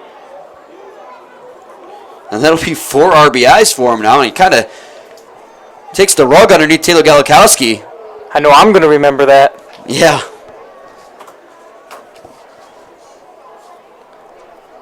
So it's 5 runs in the 5th inning here as Brett Balkin steps in. He's 0 for nothing today as he's been on base twice on hit by pitches. And he swings and makes contact on that one. A blooper over to left field, and no one's going to be able to get that as it goes over the head of Chenoweth, who tries to dive and make the catch.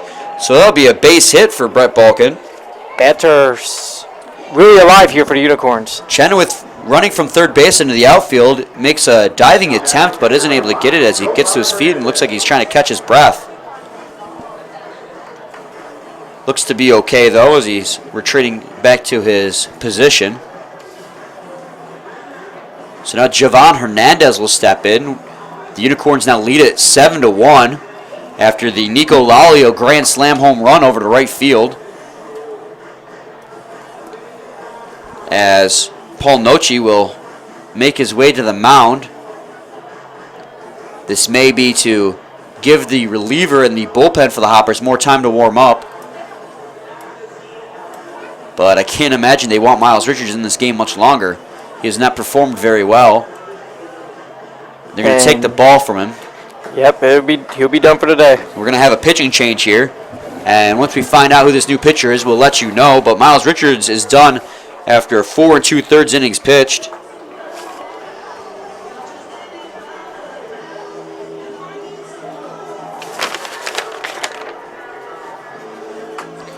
It looks like it would be Ben Allison. Ben Allison pitched in the last time these two teams played each other. He went 1 inning with 1 hit and 1 earned run. Walked a guy. No strikeouts, though. So the 1 earned run was driven in while Michael Gomez was on the mound. It was an inherited runner for him. So not a good day for Richard. No, Mike Richard definitely did not come out today intending to do that. Or Miles Richards. I keep messing that up, but it's Miles Richards. As I'm going to calculate his final line here.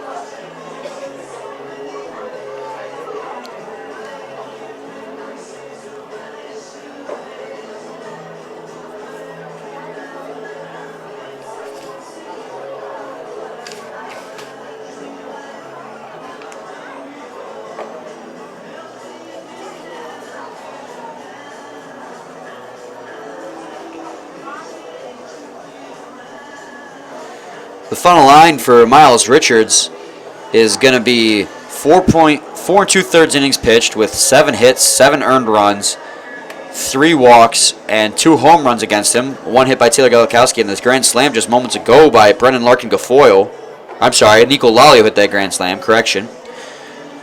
The sole stat that is in his favor is he had 5 strikeouts across 4 and 2/3 innings pitched, but that's just not enough to make up for the not so stellar pitching performance we saw out of him today. So now Ben Allison will come in and look to right the ship for the Hoppers, as they're only 1 out away from ending this half inning, with Jovan Hernandez stepping in. Brett Balkins over there at first base after hitting a single in the last plate appearance. 2 outs are in this inning, but the Utica Unicorns have just blown it wide open and are now leading 7-1. Fans are definitely getting treated to a wonderful show. With homers, hits everywhere for the Unicorns. Yeah, it has been an offensive day, that's for sure. There's lots of offense, mostly, pretty much all of it by the Unicorns, and we've seen a couple home runs, and obviously as a grand slam, we've seen a ground rule double. And the new guy, Brendan Larkin Gafoyle, got his first single and RBI in the USPBL. And the first pitch to Jovan Hernandez is a strike, and the first pitch from Ben Allison will be a strike. Jovan Hernandez is 0 for 1 today. He walked in his first plate appearance as he grounds that one over the shortstop Ricky Castro, but he bounces off the palm of his glove.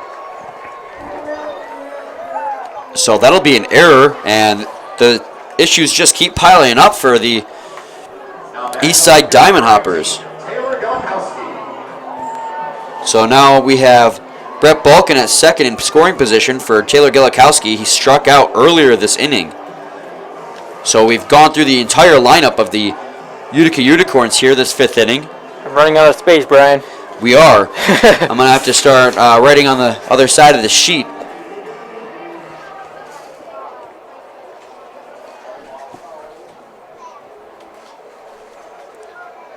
And the first pitch to Taylor Galikowski is going to be in for a ball.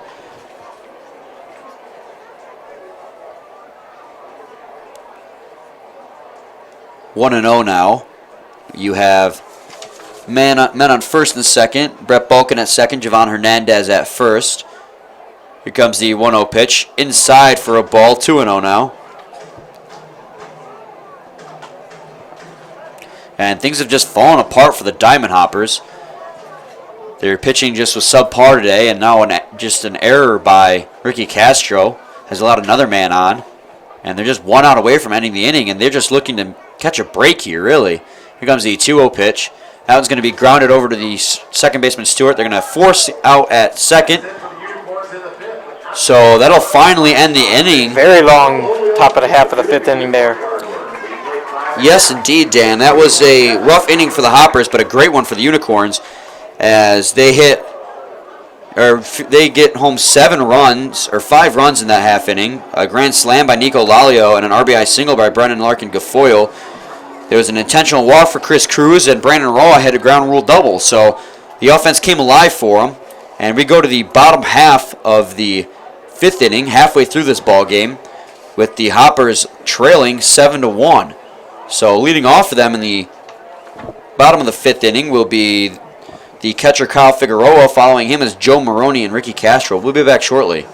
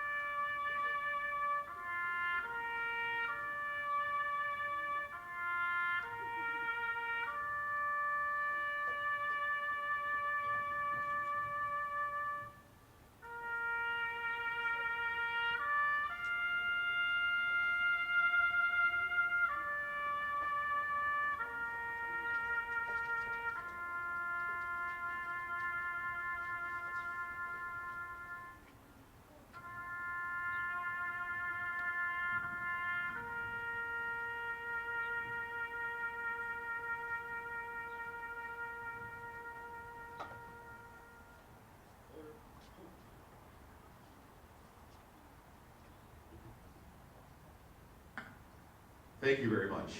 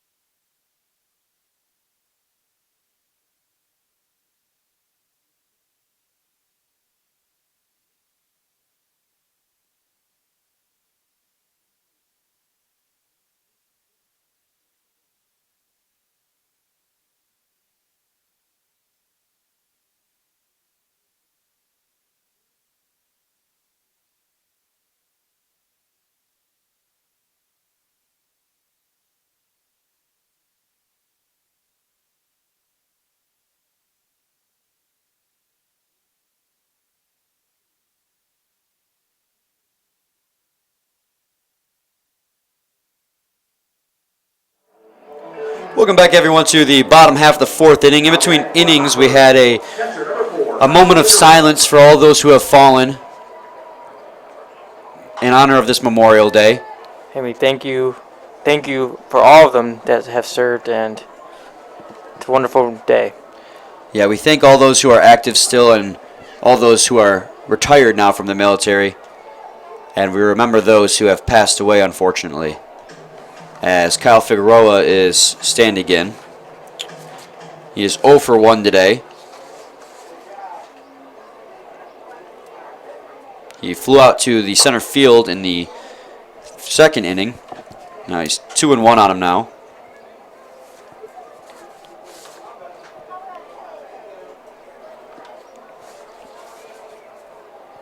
Comes the 2-1. He's going to ground that one. Going to be a single over to left field for Kyle Figueroa, as now there is 1 on and no outs for the Eastside Diamond Hoppers as they try to regather themselves after the Unicorns blew it open in the last half inning. Unicorns getting 5 runs in the top of the 5th. An RBI single, then followed up by a grand slam from Nico Lalio. Joe Maroney will stand in. The first pitch to him is going to be foul down the third base line, a foot the other way, and that would have been a fair ball and possibly extra bases. But no such luck, so it'll go to 0-1 on him. He struck out in his first plate appearance.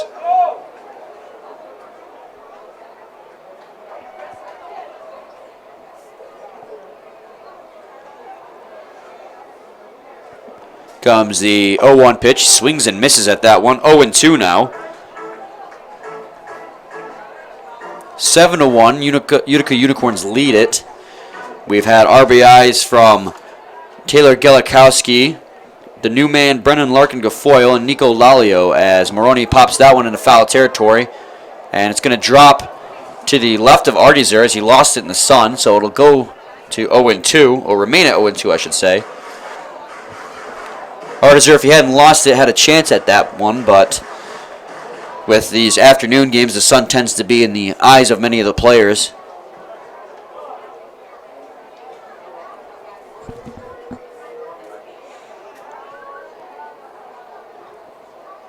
Comes the 0-2 pitch. Outside for a ball, 1-2 now.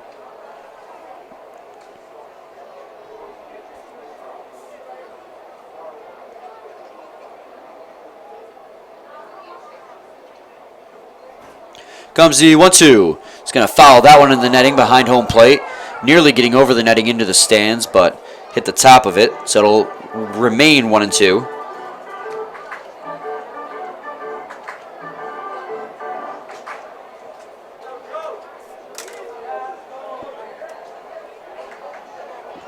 Here comes the 1-2 pitch. Gonna be a ball, 2-2. Count is even. Kyle Figueroa's over there at first base. A decent lead, not too much though. Comes the 2-2. He's gonna drive that one high in the air as Balkin will take a few steps onto the outfield grass and make the play. So one down now for the Eastside Diamond Hoppers as Ricky Castro comes to the plate. Ricky Castro unfortunately committed an error. But definitely the fan favorite here. Last half inning, yeah, we just had a scouting report between innings. And Ricky Castro got a big round of applause. He had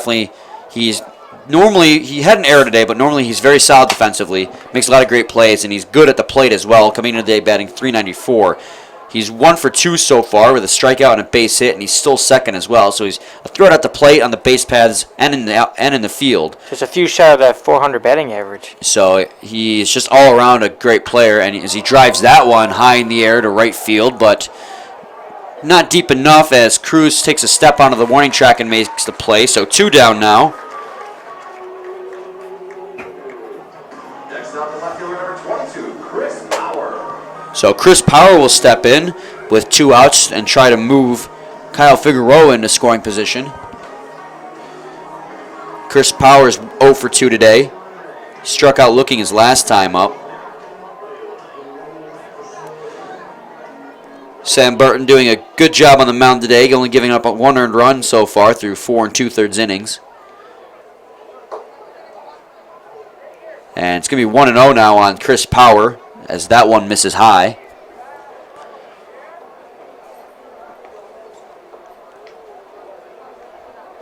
Comes the 1-0. Inside, 2-0 now. Kyle Figueroa singled earlier in the inning for a base hit. Hasn't moved since. 2 outs have followed that. Comes the 2-0 pitch. He's going to drive that one to left field. Very hard. And Taylor Galikowski's going to make a sliding grab. Great play by him to prevent a base hit and possibly more. So we're going to the top of the 6th inning. And the Unicorns still have a 7-1 lead. And leading off in the top of the 7th, or the top of the 6th, is Luke Doyle, the second baseman, followed by the center fielder Brandon Raw and Chris Cruz, the right fielder. So we'll be back shortly.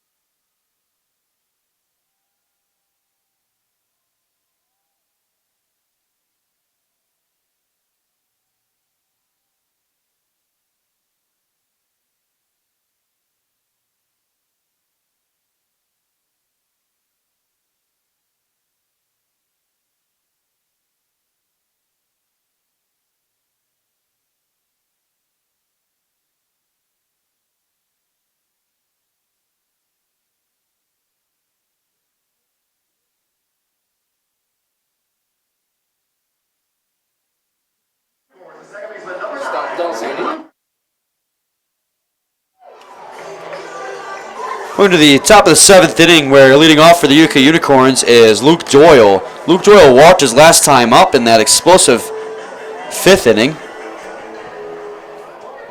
They scored 5 runs in the top of the 5th, capped off by a grand slam by Nico Lalio. And the first pitch to Doyle in this at-bat is a strike.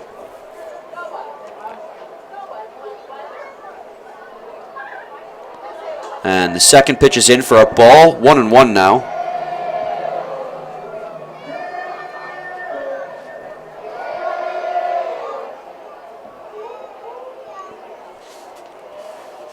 As the 1-1 pitch comes in, he's going to hit that one right up the middle, and Ben Allison couldn't find it after it goes off his glove, so it's going to be an infield single for Luke Doyle.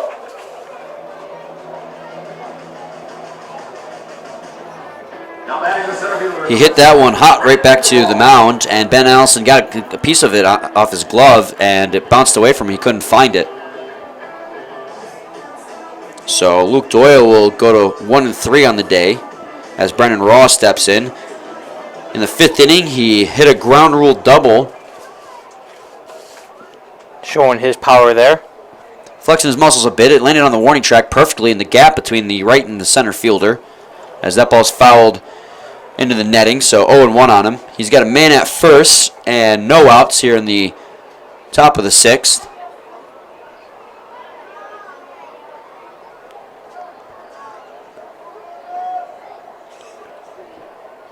Here comes the 0-1 pitch.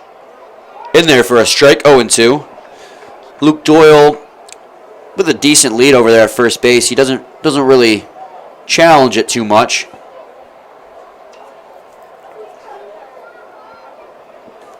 Here comes the 0-2. It's going to be just outside for a ball, 1-2. Figueroa made sure he framed that pitch and held it there, trying to convince the ump that was a strike, but the ump wasn't having any of that. As Ben Allison takes a look over at first and pitches the ball. He's going to hit that one back to first base. Ben Allison gets it this time, throws down to first for 1 out. Brandon Raw manages to advance the runner, though, as Luke Doyle goes on to second base. So definitely made up for the first time. I'm sure Ben Allison was able to get it this time, but I'm sure he would prefer if he would have gotten them both. Yeah, definitely. But there's not much he could do the first time around with how it hopped off his glove. So Chris Cruz will step in. He was intentionally walked the last time up. So he's 1 for 2 today.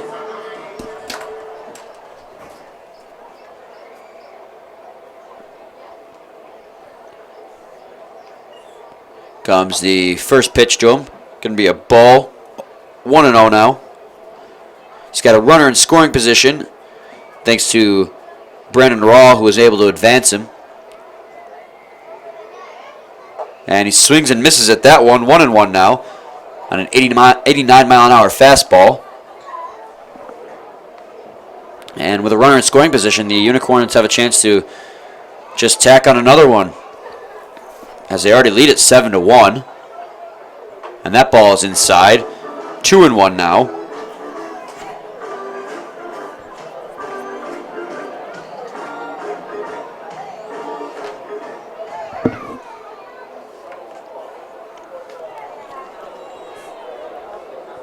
Comes the 2-1 pitch. In there for a strike. Count is even now at 2 apiece.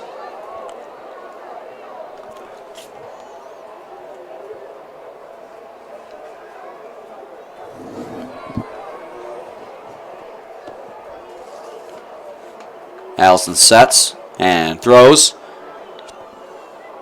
In there for a ball. The count's going to go full. 3-2 now. Luke Doyle's down there at second base. Had an infield single to start the inning. Unicorns already have 8 hits on the day through 5 1/3 innings. As he drives that one to the second baseman, Stewart. Going to make an easy toss down the first, so 2 down. But Luke Doyle is able to advance yet again, so now he's at third base, just 90 feet from home. As Clay Ardeezer will step in. Struck out last time, which was last inning, that is. Yes, he did. He struck out in the top of the 5th, which would prove to be the last out for Miles Richards' outing. And the first pitch to Clay Artizer is a ball, 1-0 now. Clay Artizer was definitely frustrated going back to the dugout for the last at-bat. Like you mentioned, Dan, he struck out, and the bases were loaded at the time. So he did not want that outcome to happen. He was at least trying to drive one run home. Comes the 1-1 pitch. That's a ball, 2-1 to him. He's got a chance for redemption here, though, with a runner at third base with 2 outs in the top of the 6th inning. He just wants to continue what happened he did with the team Friday. Yeah, he played hero on Saturday with 3 RBIs and, like we mentioned, the walk-off single to give his team the win. Keep thinking today's a Sunday. Yeah, we usually only play afternoon games on Sundays, but for a holiday like Memorial Day, we also have an afternoon game as it's 2 balls, 2 strikes with 2 outs, man on third. He's going to ground that one off himself, so it'll stay 2-2.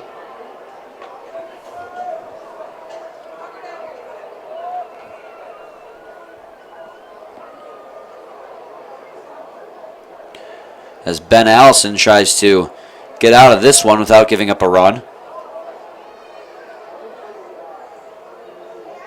He's going to flare that one to left field, but right at Chris Power. So Ben Allison's going to get out of this. The Unicorns threaten but don't score, but still have a hefty lead at 7-1. And going to the bottom of the 6th inning, the Hoppers have Esteban Gomez to lead it off. He has the lone RBI single for the Hoppers today. Following him is the DH John Mencken and the second baseman Cam Stewart. So we'll be back shortly.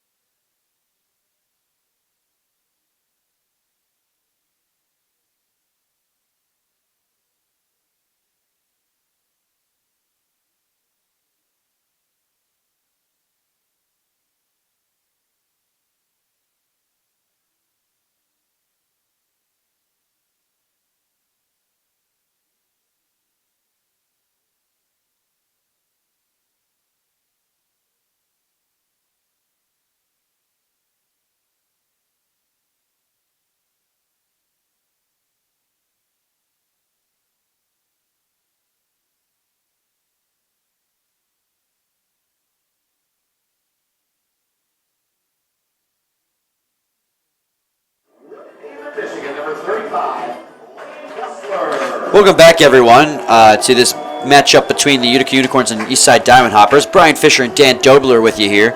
And we have a pitching change for the Utica Unicorns. Sam Burton is out and Lane Gussler is in. Sam Burton finishes the ball game, Dan, going 5 innings with only 4 hits and 1 earned run against him. Struck out 5 and only walked 1. So a very effective day for him across those 5 innings.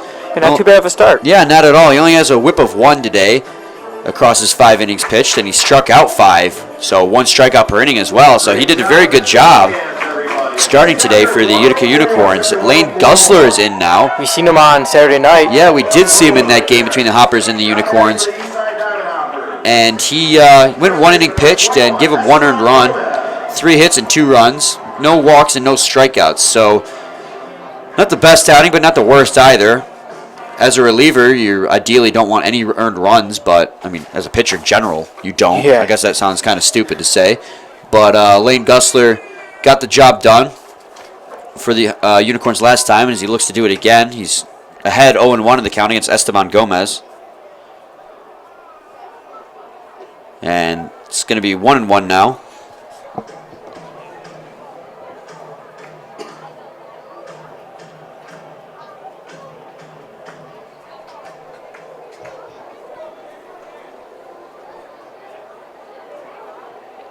Here comes the 1-1. Outside, 2-1 now to Esteban Gomez. Esteban Gomez today has the lone RBI for the Eastside Diamond Hoppers, cutting the deficit at the time to 2-1, as that's going to be in for a strike. Count is even at 2-2. He's 1-2 in total on the day so far.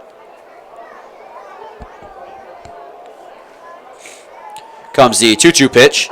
Swing and a miss on that one. He goes down on strikes on a pitch inside. So that's the first strikeout of the ball game for Lane Gussler. And it didn't take him long, as he does it on his first batter he faces. John Mankin will step in now. He's 0 for 1 today. He does have a walk, though. Struck out his last time up by Sam Burton back in the 3rd inning.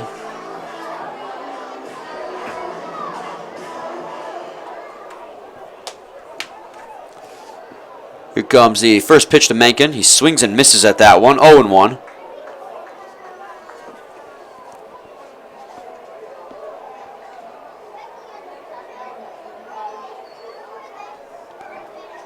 Here comes the 0-1 pitch. In there for a ball. 1-1. The Utica Unicorns currently lead it 7-1 in the bottom half of the 6th inning. The Hoppers are up to bat. All because of that grand slamming by Nico Lavio. Yes, sir, and that part of that explosive 5th inning where 5 runs were scored. It's 2-1 now on John Mankin. There's 1 down and no man on for the Hoppers here in the bottom half of the 6th.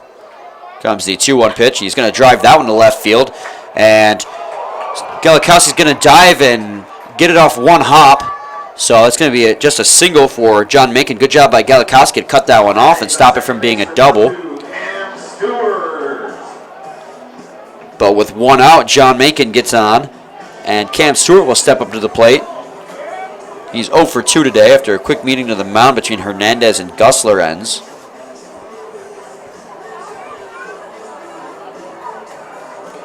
Jovan Hernandez sporting that bright orange gear, contrasting with his purple and gray outfit. Kind of weird. It might have something to do with the college he played for, as that ball's drilled fairly deep over the left field as they keep running back, and that's going to be over the wall and gone, a home run. So this game's not over yet as the Eastside Diamond Hoppers hit a 2-run home run thanks to Cam Stewart. So we've been treated to now 3 home runs today. And this game is now 7-3 thanks to Cam Stewart's home run. That one barely getting out of here. So it's still a significant lead for the Utica Unicorns, but now the Diamond Hoppers have something going. Casey Chenoweth will step in. He's 0 for 2 today. Now the bases are clear, and there's still 1 out today. I'm thinking that very light wind we are having here helped with that one. The wind is blowing slightly to right field. At times looks almost straight away. As he checks his swing on that one, does go, so it's 0-2 now on Casey Chenoweth. So now it's a 7-3 ball game after Cam Stewart hit a 2-run home run. Or I'm sorry, this is a pinch hitter. In fact, it's Jeremy Scott.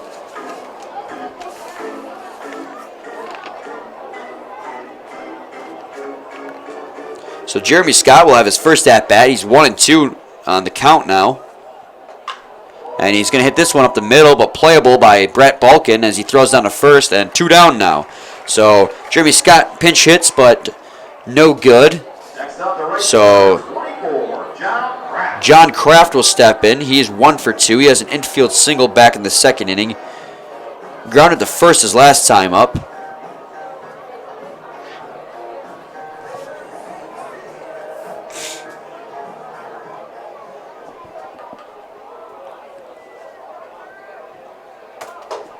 As the first pitch to Kraft is going to be in for a ball, 1-0.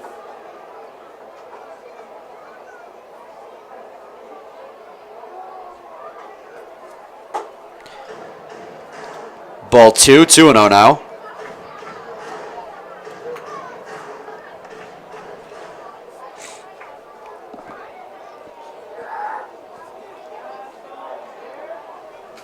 Comes the 2-0 pitch. Down low, 3-0 now. And The Unicorns had an explosive 5th inning for 5 runs to make it 7-1, but Cam Stewart replies with a 2-run home run here in the bottom of the 6th as they walk John Kraft. So now we have a man on first with 2 outs, and the game is 7-3 thanks to that aforementioned home run by Cam Stewart just moments ago. It's the first home run, Dan, we've seen to left field today, as both other home runs have been hit to right. And Grzelkowski kept running back, and I wasn't sure if that one was going to get over the wall. I didn't either. He wasn't running that hard. Just barely getting out. But I think it just carried over the wall. So that'll be a ball to Kyle Figueroa now, as it's 1-0. He's 1 for 2 today. Had a base hit last inning in the 5th. And here comes the 1-0 pitch. Ball 2. 6 consecutive balls now by Lane Gussler. Comes in relief for Sam Burton. Sam Burton goes 5 innings and only gives up 1 earned run. Not much of a lead over there at first, as that ball's in for a strike, 2-1.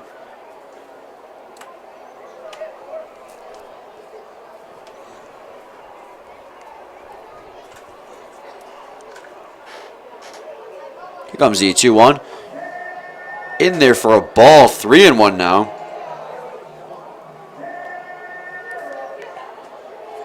As Lane Gussler threatens to walk the second straight man.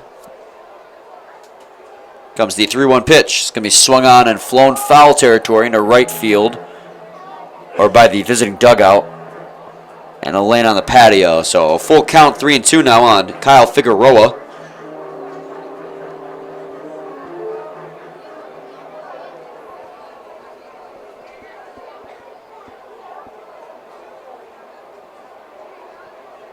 Here comes the 3-2. And they're going to walk him. So 2 straight walks for Lane Gussler after he gives up a 2-run bomb. So there's going to be a short meeting between Hernandez and Lane Gussler at the mound. And just to calm him down. Paul Noach is going to come out now to the mound. Paul Nochi, I should say.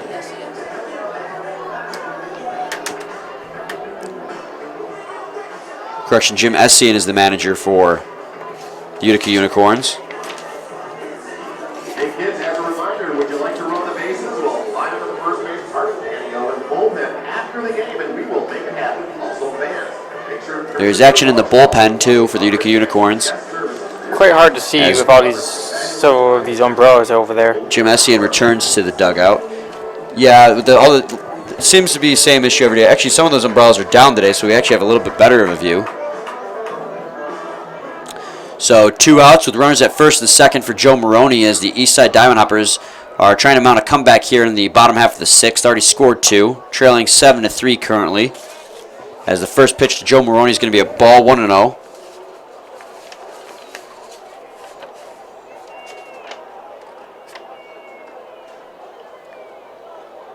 Comes the 1-0 pitch.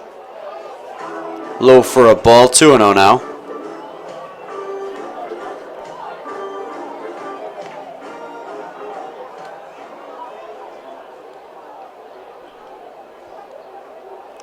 Comes the 2-0. In there for a strike, 2-1 on Joe Maroney now. He's 0 for 2 today. He struck out the first time up and lined out his second time up on the miraculous diving play by Luke Doyle. The 2-1 is inside for a ball, 3-1 now. And Lane Gussler is 1 ball away from walking his 3rd straight batter and walking the bases loaded.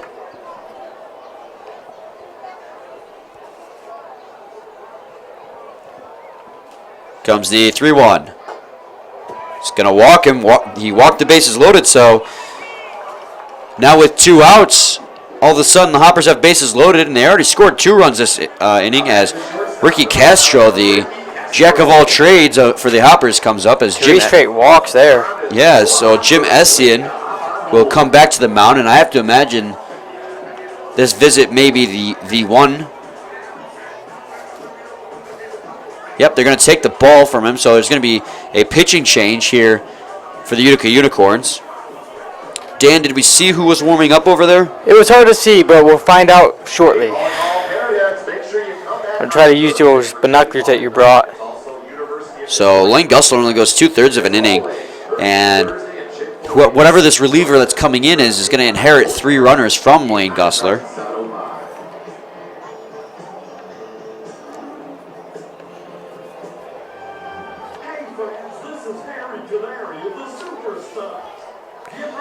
Lynn Gussler had a promising start to this inning when he struck out Esteban Gomez, but since then it's been a base hit, 2-run home run, ground out, walk, walk, walk, and so 2 earned runs already pegged on him because of the 2-run home run, and now he's walked, the bases loaded, and We can't wait to see you at the ballpark.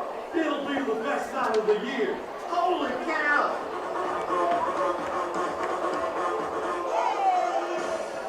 as this might be a Hey fans, that's right. Next Saturday, new the pitcher, Superstars will be here with the Unicorns like to the league, I should say. And always, Saturdays at Jimmy John's Field Rocket. It's the WCSX Classic Rock Saturday featuring the Tom Petty Tribute Band, Tom Petty and the Refugees. Game starts at 7:05. Don't miss it. Seth McWilliams is the pitcher. Pitching for the Utica Unicorns. From Rolla, Missouri, number 18, Seth McWilliams. Wearing a different number this time around. He's wearing 18 out there, but he's got 13 on the score box, so that's why we were so confused. We were trying to figure out who he was, but it's just Seth McWilliams. I'm not sure if he changed his number. Maybe just forgot his jersey at home. You never know. But he's officially 13, but he's wearing 18 out there today.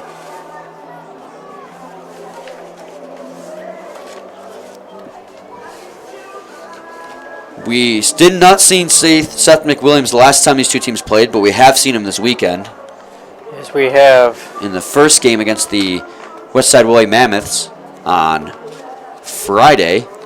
So far, McWilliams of the season has 5 innings pitched. Does have a loss. Has given up 4 hits. Has 3 strikeouts. And given up 3 runs which were earned. And his ERA is 1.60. It's a very solid ERA. I mean, anything below 3 is just phenomenal. As Ricky Castro steps in, the do-it-all man for the Hoppers, batting .394 at the plate, a threat on the base paths and a threat out on the field. So look for him to do some damage here with bases loaded and 2 outs to the Eastside Diamond Hoppers. They currently trail 7-3, but have gotten 2 back this inning. The first pitch to him is going to be a ball, and you can pretty much guarantee that they're going to be careful pitching around him. He only has 2 RBIs to show for it, though, as that one's going to be in there for a strike, 1-1. Lane Gussler goes 2/3 of an inning with 2 hits against him and 3 walks and 1 strikeout. Currently 2 earned runs, but the runners on the base paths are inherited, so there could be more by the end of the inning, as it's going to be a ball, 2-1 now on Ricky Castro.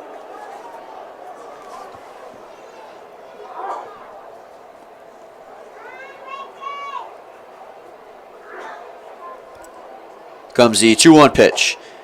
Be a hair outside. 3-1 now, as the Hoppers might just walk home a run. Definitely getting interesting here. Yeah, the Unicorns blew it open back in the 5th, and we thought that might kill the Hoppers, but they still have their fighting spirit about them, as they almost hit Ricky Castro, and that'll He's be not a happy. ball way inside. So they're going to walk home a run on 4 straight walks for the Eastside Diamond Hoppers. Castro wasn't very happy with that pitch. I can't imagine anyone would be happy, as that one almost hit him. It did hit him. It did hit him. Yep.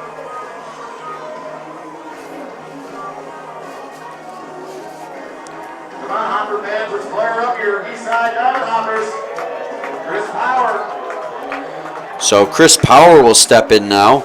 He's 0 for 3 today, but he has a chance to right the ship for his team now, as they now trail 7-4, as he fouls that one in the netting to the right of home plate. 0-1 on him. The Hoppers came into this inning trailing 7-1, but they have gotten 3 runs back, and bases are loaded with 2 outs for Chris Power. Let's see if he can show us some power. Very As clever he there, Brian. Swings and misses. Not really. His last name makes it really Yeah. easy. I was really thinking about whether or not I should really say it, because either it's just going to get people to roll their eyes. You might get mine. Start to roll. Well, you didn't laugh, so I just assumed that your eyes rolled. As it's 0-2 on Chris Power. As he swings and misses, and Seth McWilliams comes in and gets out of the inning, although one more run does score. So we go all the way through the lineup for the Eastside Diamond Hoppers. They score 3 runs and make this game a closer one, as it's now 7-4, so just a 3-run lead for the Utica Unicorns. Going to the top of the 7th inning for the Utica Unicorns, leading off is Brendan Larkin Guilfoyle, following his first hit and first RBI in the league. Then the man with the grand slam, Nico Lalio, and Brett Balkin. So we'll be back shortly.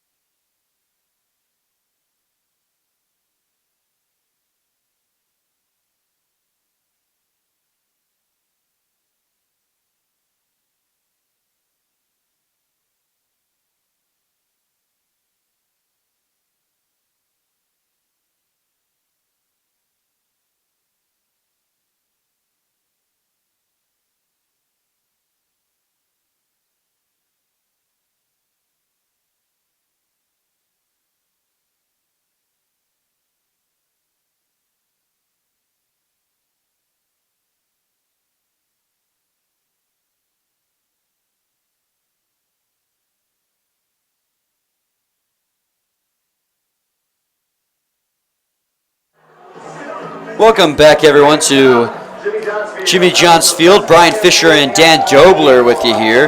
The Utica Unicorns are leading at 7-4. They had a bigger lead going into the the top of the 7th inning.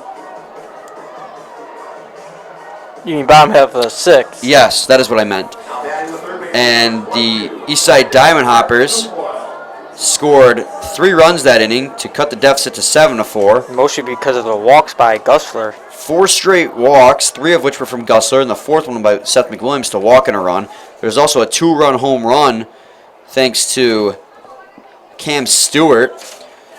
So the lead now is down to 7-4, but the Unicorns still lead it as Brendan Larkin Guilfoyle, in his first game for the USPBL, leads it off here in the top half of the 7th. And you said you were just going to say Larkin Guilfoyle. I know, it's tough. I'm still memorizing the pronunciation. And he drives that one into the gap in left field, and that's going to get over to the wall. That's going to be extra bases for Larkin Guilfoyle. And after a RBI single in the 5th inning, he now has a double to lead things off here in the 7th.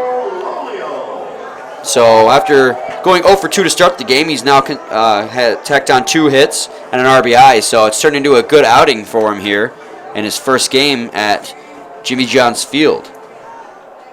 So now Nico Lalio, the man who hit the grand slam back in the 5th, will step in, looking to do more damage with no outs and a man on second in scoring position. A chance to extend the lead for the Unicorns. And the first pitch to him is going to be a ball, 1-0.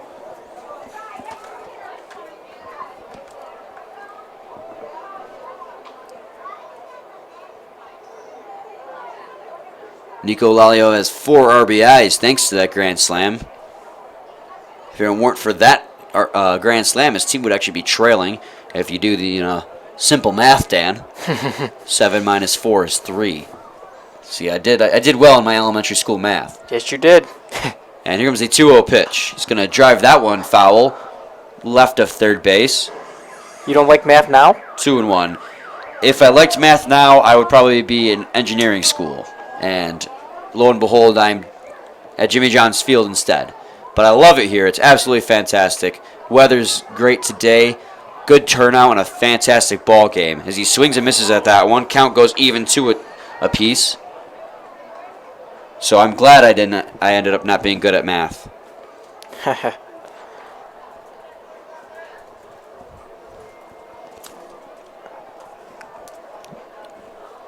You're holding them upside down.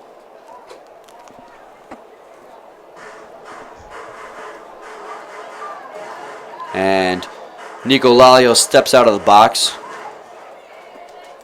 As he returns to the box now, it's 2-2 still. Brendan Larkin Gafoyles at second base. And that'll be a ball. Count goes full, 3-2. We saw 4 walks last inning, which ended up walking in a run. And now we're at 3-2 now on Nico Lalio. Seems to be the trend. And they're going to walk him. So after getting behind in the count 0-2, he fights his way back and earns himself a walk. So Brett Balkin will step in. He's been hit by a pitch twice and has a single. That mustache is really filled out for him, Dan. If you look on the scoreboard where they're presenting him. He's turned his back now. Yeah. But trust me, it's something to behold. So he's 1 for 1 today.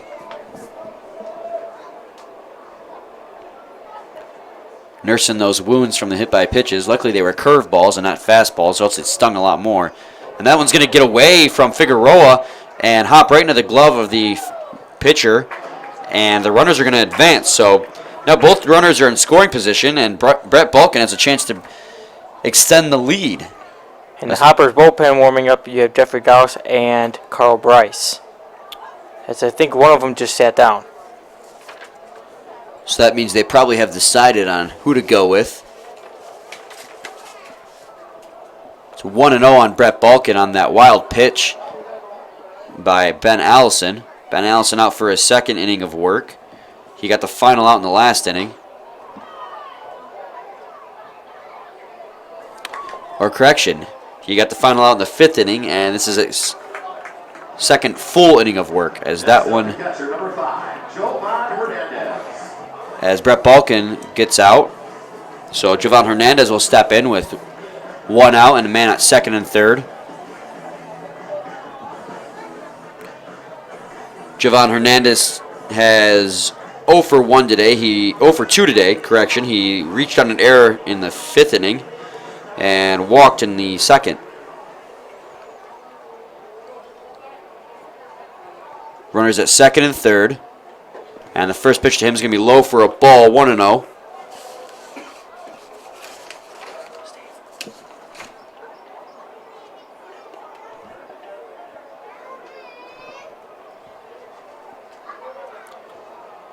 And the 1-0 pitch is called a strike, 1-1.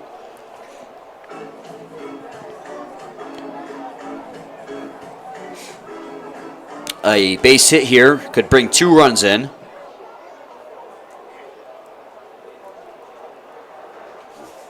The 1-1 pitch, he drives this one to center field, but not very deep.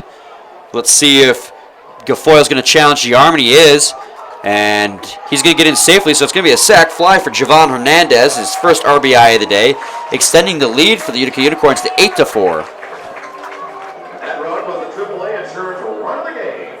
Now batting the left fielder, number 19, Taylor Galikowski. So Taylor Galikowski will step in with a runner at third base. He has 2 RBIs today on a solo shot in the first and a double in the second. He struck out and grounded out in the 5th inning. He had 2 at-bats. So Taylor Galikowski was the player of the game per se until the 5th inning when Nico Lalio one-upped him with that grand slam. As that pitch is going to be delivered outside, 1-0.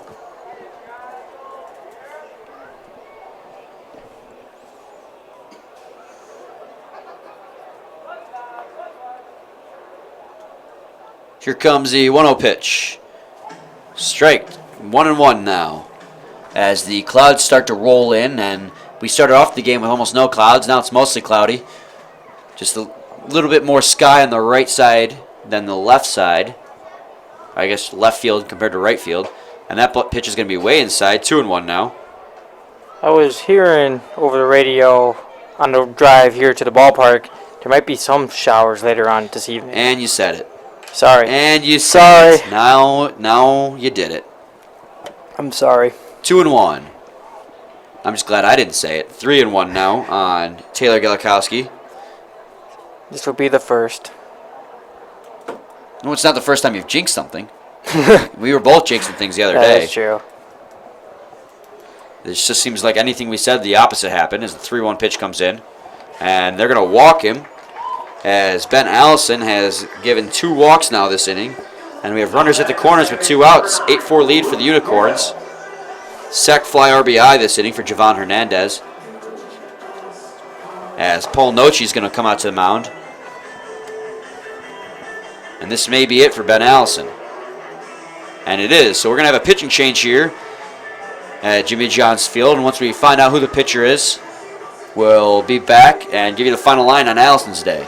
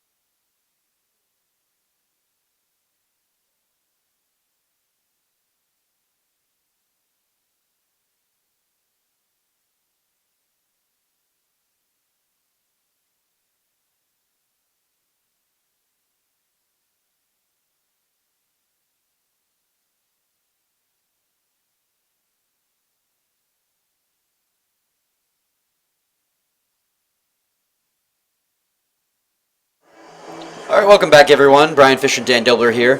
We just had a pitching change for the Eastside Diamond Hoppers. Ben Allison's day is done.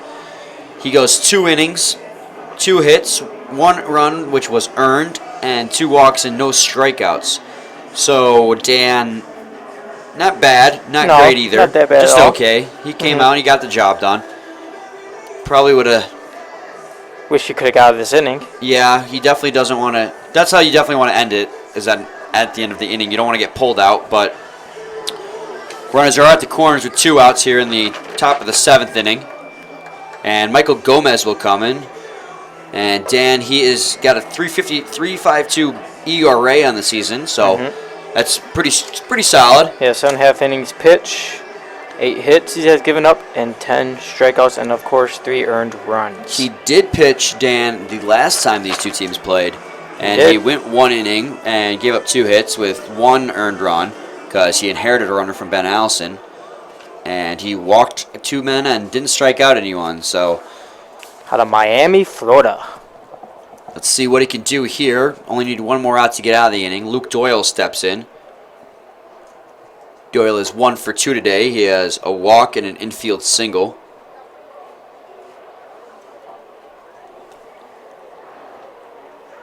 And the first pitch to him, though, is a ball, meanwhile. So it's 1-0. Here comes the 1-0 pitch. Swung on and popped way high in the air as Ricky Castro's underneath it. He'll make the play. So Michael Gomez comes in and gets the final out. So that's it for the Unicorns here in the 7th inning. We've played 6.5, and The Unicorns do tack on another run, though, thanks to the sac fly RBI from Javon Hernandez, and now lead it 8-4. Eastside Diamond Hoppers are coming up here in the bottom of the 7th inning. It's time for the 7th inning stretch, so we'll be back shortly.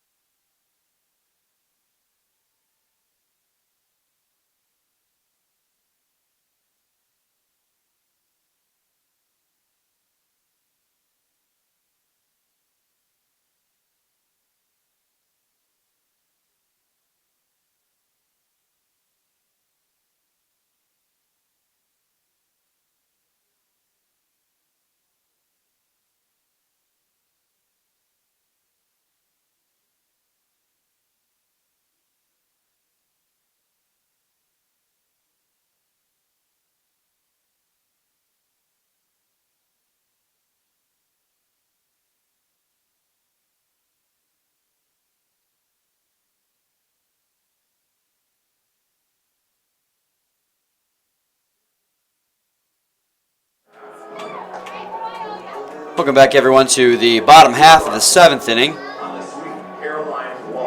And leading off for the Eastside Diamond Hoppers here in the bottom half of the 7th will be John Mankin, followed by, leading off is Esteban Gomez, following the DH John Mankin and Cam Stewart. So, Sweet Caroline is being sang by the fans here as we wait for Esteban Gomez to step in. They're doing a fantastic job. Yeah, they are. Sweet Caroline is a must-do at any Detroit sporting events, it seems. You gotta love that ba ba ba sound. Part of the song. How's that, Dan? How did that go? You want to say that again? No, I'm done. Esteban Gomez to this point in the ball game is 1 for 3 with an RBI single.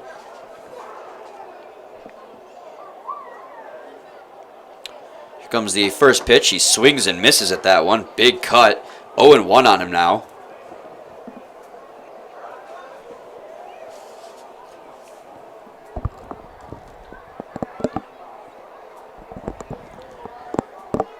Comes the 0-1 pitch, and he lines that one foul into, it landed on an umbrella over there in the left field patio. Hope that umbrella's okay. It's nice of you to care, Dan. It's 0-2 quickly on Esteban Gomez as Seth McWilliams comes back out. Got the final out in the last inning.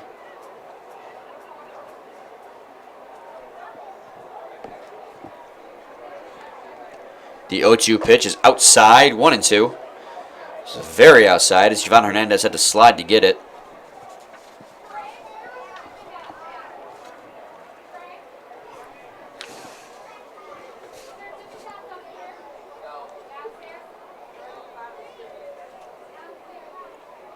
Comes the 1-2 pitch, outside again, 2-2. Esteban Gomez, Dan, is one of the 2 lefties in the starting lineup for the Eastside Diamond Hoppers today, John Kraft being the other one. Combined, they are 2 for 4. So the lefty's getting on base today. The power of the lefties today. It's still 2-2 as Esteban Gomez fouled off another one. Gold lefties. Are you a lefty, Brian? Batting? No, I'm a righty. I do right with my left hand, though. I'm weird like that where I switch. He lines that one into the left field patio again. It'll stay 2-2. Esteban Gomez doing everything he can to stay alive here. At the beginning of the game, Dan, we had these 3 red, white, and blue stars behind home plate that looked really nice, but due to the natural wear and tear of the game, they're pretty much gone.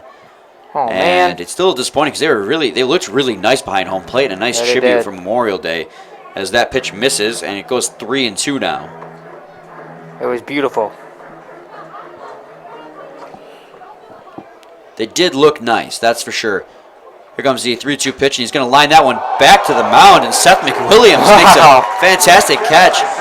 Kind of in a defensive action. It looks like he went to duck for it, and he caught the ball as he was going down, and he stumbled. He ran away from the mound after he made the catch, showing off Still that he stayed up. made it. And that was quite the play there. Great job by him to get that one. So now John Macon will step in. He hit a single his last time up, eventually came around to score. He's 1 for 2 today. And now there's 1 down here in the bottom of the 7th inning.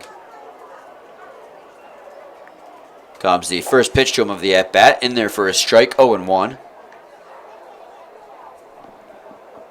As McWilliams kicks some dirt away off his pitching mound.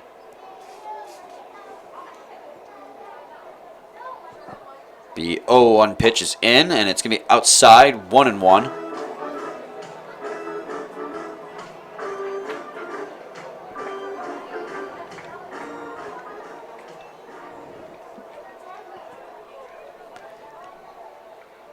Here comes the 1-1 pitch. Swing and a miss. A big cut by John Macon, and he kind of just sits there and thinks. Kind of contemplating how big of a rip he just missed on. 1-2. Wondering, how did I miss it? Or maybe, why did I swing?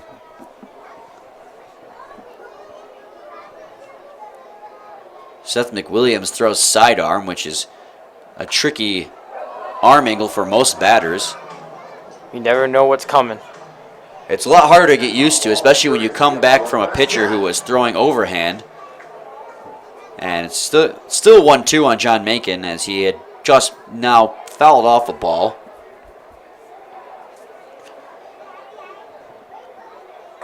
And that pitch can be outside. It's going to remain, or go to 2-2. Count is even. And it's got to be tough adjusting pitcher to pitcher already. When you go from Sam Burton to Lane Gussler to Seth McWilliams, you see 3 different pitchers in such a short amount of time, as that one's fouled off into the netting. And then to go from an overhand thrower to a sidearm thrower has got to just be difficult to adjust to. As you can see, John Macon taking a couple practice swings. Just Sure trying is, to yep. That'd be figure very out, tough. Yeah, figure out a way to put this in play.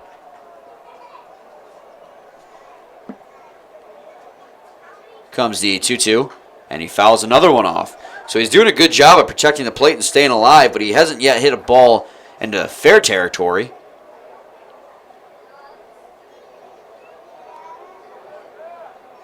Just needs to straighten it out. And John Macon's no slouch in the batter's box either. He comes into the game hitting .389.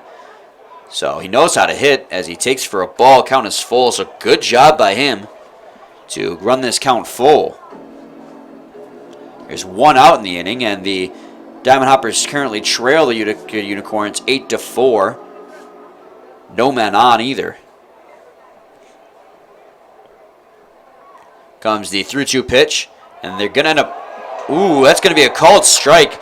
Macon was confident that that was a ball and started running down the base paths, but it's going to be a strikeout looking for John Macon, and the second strikeout of the outing for Seth McWilliams. So now Cam Stewart will step in. He hit the 2-run home run last inning to shorten this deficit. That was before the Unicorns tagged another one on.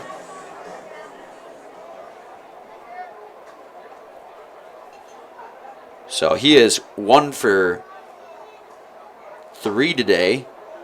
And the first pitch he sees from McWilliams is a strike.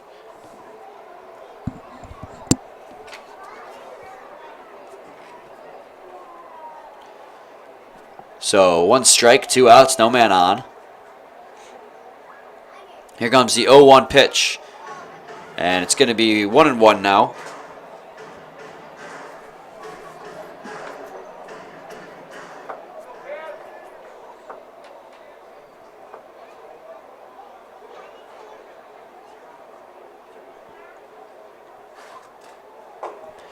And he takes on that pitch. It's going to be called a ball. It's going to go to 2-1 now.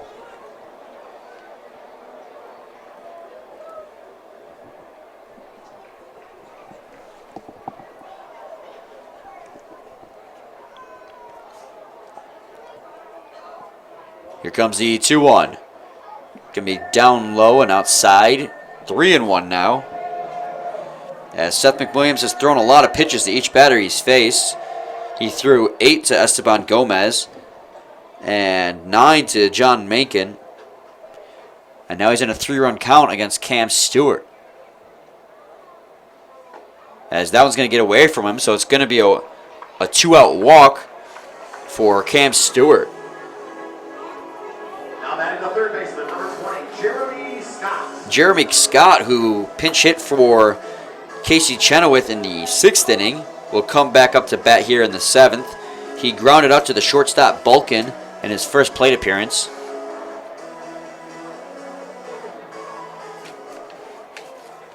It was hit twice today by a pitch, and most of it was the curveballs by Sam Burton. Well, not Sam Burton, it was Miles Richard, that is. So it'll be 1-0 on Jeremy Scott. And Jeremy Scott also replaces Cam Stewart or Casey Chenoweth defensively as well, taking over at third base. And he swings and misses at that one. And it's 1-2 on Jeremy Scott. Or 1-1, correction, my bad.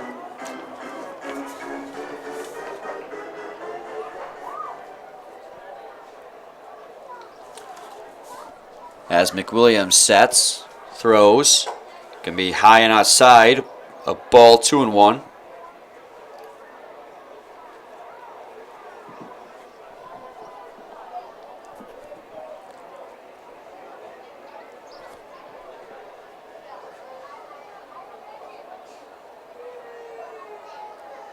Here comes the 2-1 pitch. Outside, 3-1 as Seth McWilliams threatens to walk another batter and move Cam Stewart into scoring position if he does so. Jeremy Scott still looking for his first hit of the baseball season,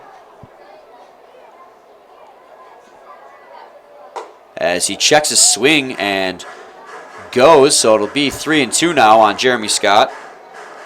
Hard to hold up on that one. No, it was pretty obvious from even up here that he had gone around enough for it to count as a swing. He tried to hold up, but just couldn't do it.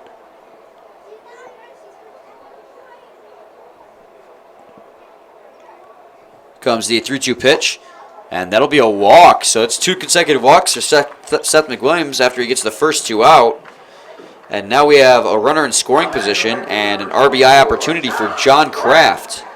John Kraft also walked his last time up, but that was by Lane Gussler. So he's 1 for 2 today. He has an infield single. Looks like we'll be done for today, as the Unicorns will go back to the bullpen. Yes, as Jim Essien comes out to the mound. And we have a new pitcher in. So Seth McWilliams goes 1 inning pitched. Hey kids, would you like to run the bases? Well, you can. Line up by the first base party patio by the bullpen after the game, and we will make it happen. Also, fans, don't forget to purchase your lunch balls. Lunch balls for only $1 at the 1-800 Hanson's Guest Services area for your chance to win wonderful, fabulous, spectacular, off-the-chart prizes at the game. So a mixed bag from Seth McWilliams, Dan.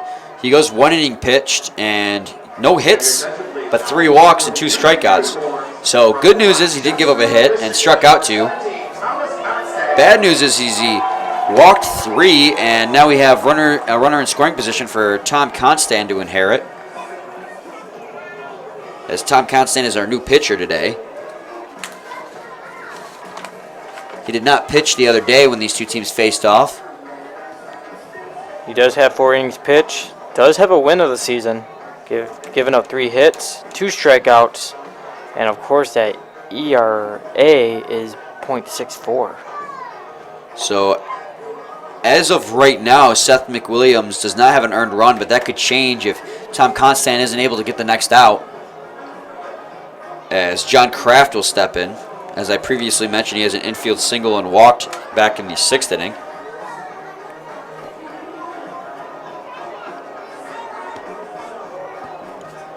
We're still here in the bottom of the 7th with the Utica Unicorns 8-4 lead over the Eastside Diamond Hoppers. They had an explosive 5th inning capped off by Nico Lalio grand slam. Back in the bottom of the 6th,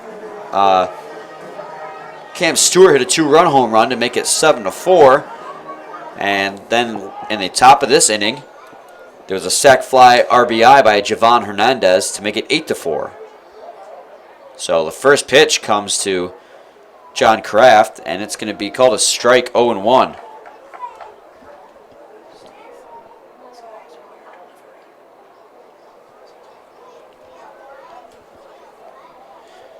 Here comes the 0-1 pitch. It's going to be outside 1-1. And Tom Constant, Dan, has a very high leg kick. He does. When he delivers his pitches. You gotta love it. It's definitely unique, especially following a sidearm pitcher like Seth McWilliams, as that one's in there for a strike, 1-2. There is 2 men on with 2 outs. And the Diamond Hoppers trail 8-4, as that ball's going to be just outside. 2-2, count is even.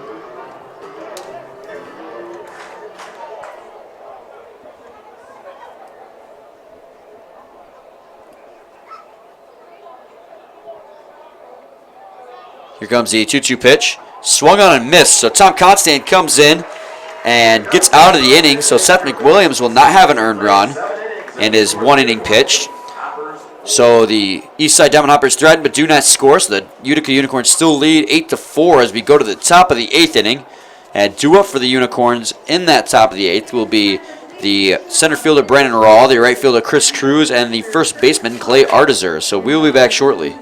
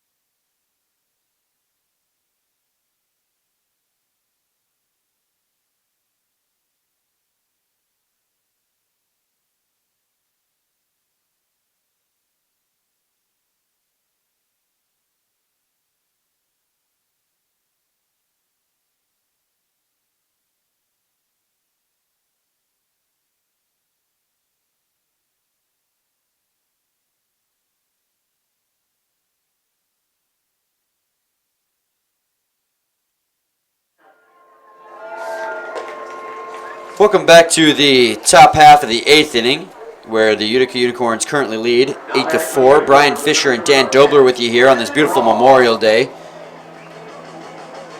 And due up for the Utica Unicorns in the top half of the 8th here is Brandon Raw. He's going to lead it off for you. He is 2 for 4 today. He has a single and a ground rule double. He eventually came around to score as well, as Michael Gomez will return to the mound. And Brandon Ross swings and misses at the first pitch he sees. 0-1 on him. Michael Gomez came in relief of Ben Allison last inning and got the final out.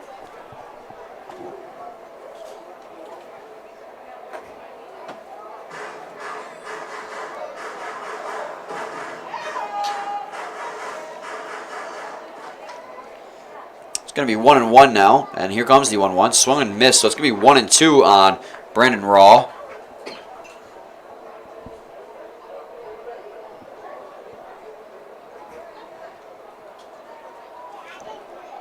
Here comes the 1-2 pitch. Swung on and fouled over the netting over top of the stands into the concourse behind it. So it'll stay 1-2 now on Brandon Raw.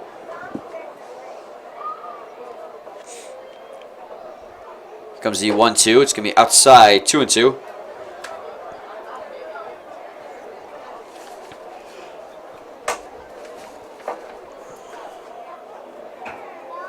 Comes the 1-2 pitch, or the 2-2 pitch.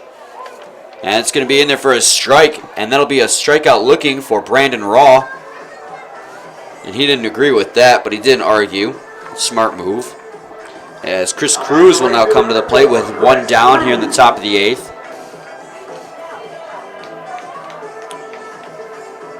Chris Cruz is 0 for 3 today. He did get intentionally walked back in the 5th inning. So he looks to get his first base hit of the ball game as he kind of half swung at that one and grounds it past the mound to the second baseman. And they're going to get him by about half a step. So 2 up, 2 down for the Utica Unicorns here in the top of the 8th inning. Gomez making quick work, that is. Yes, he is. Chris Cruz didn't look like he really wanted to swing at that one, but ended up hitting it to the mound anyways, where Cam Stewart came charging in to make the play. So Clay Artizer will step in now. He's 0 for 4 himself. And the first pitch he sees is going to be a ball, 1-0. Last time up, he flew out to the left fielder, Chris Power. Comes the 1-0 pitch. In there for a strike, 1-1.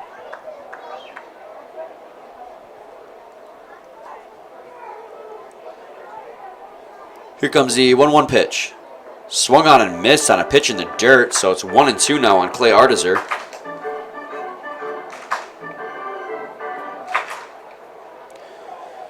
One ball, 2 strikes, 2 outs, no men on, and the Utica Unicorns currently lead at 8-4 as that ball's inside.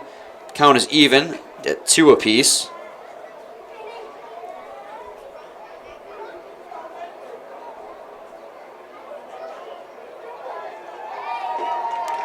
And that's going to be a pitch outside, 3-2. Count runs full. So after getting behind in the count 0-2, Clay Artizer shows some patience at the plate and gets a full count now. Here comes the 3-2 pitch. He's going to ground that one foul down the first base line by the visiting team dugout. So it'll remain a full count now.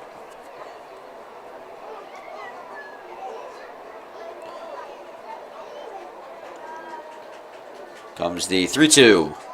Swung on and hit foul down the first base line. Just barely foul. So he will remain alive. Clay Artizer comes into the game with 5 RBIs, 3 of which came in Saturday's ball game, in which he played hero.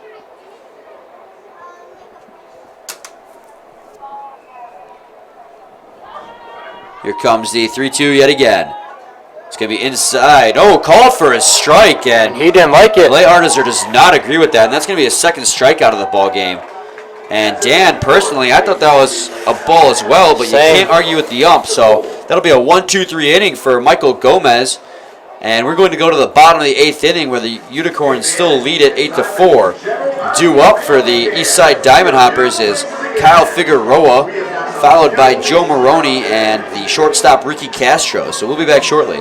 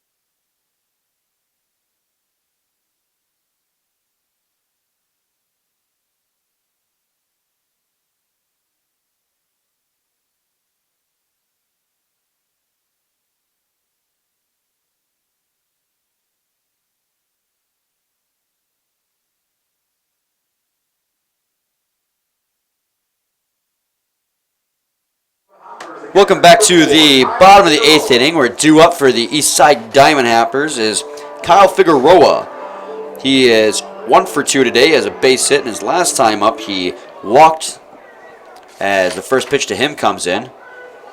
Be a strike, 0-1 on him. And Tom Constant comes back onto the mound after getting the final out in the last half inning. The high kick Constant. Yes, high kick Constant. And it's 1-1 on Kyle Figueroa as the pitch comes in. He's going to swing and ground this one. Fielded by the shortstop, Balkin, but over the head of Artizer. But Figueroa is going to remain at first. So that was a little bit of an odd one. It'll be fielded as an error. Or a base hit because Figueroa would have made it there anyways. It was fielded weird because Larkin, Guilfoyle, and Balkin converged on it. Didn't really call one another off, so they both got to it. Balkin ended up making the play, but threw it high over the head of Artizer. So it'll be a base hit for Figueroa, and Joe Maroney's up with no outs as they trail by 4 runs with 6 outs left in the game to tie it. And it is 1 ball and no strikes on Joe Maroney now. Here comes the 1-0 pitch. Inside, 2-0 now.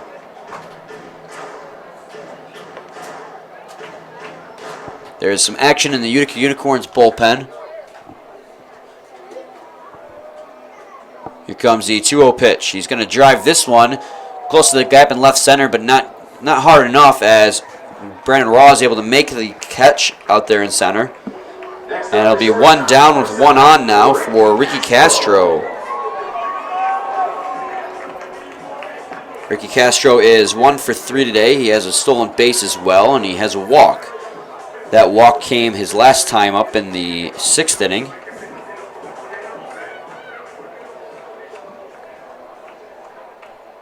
Definitely a dangerous hitter in this Diamond Hoppers lineup. Cal Figueroa with not a very big lead over at first, but they throw over anyways.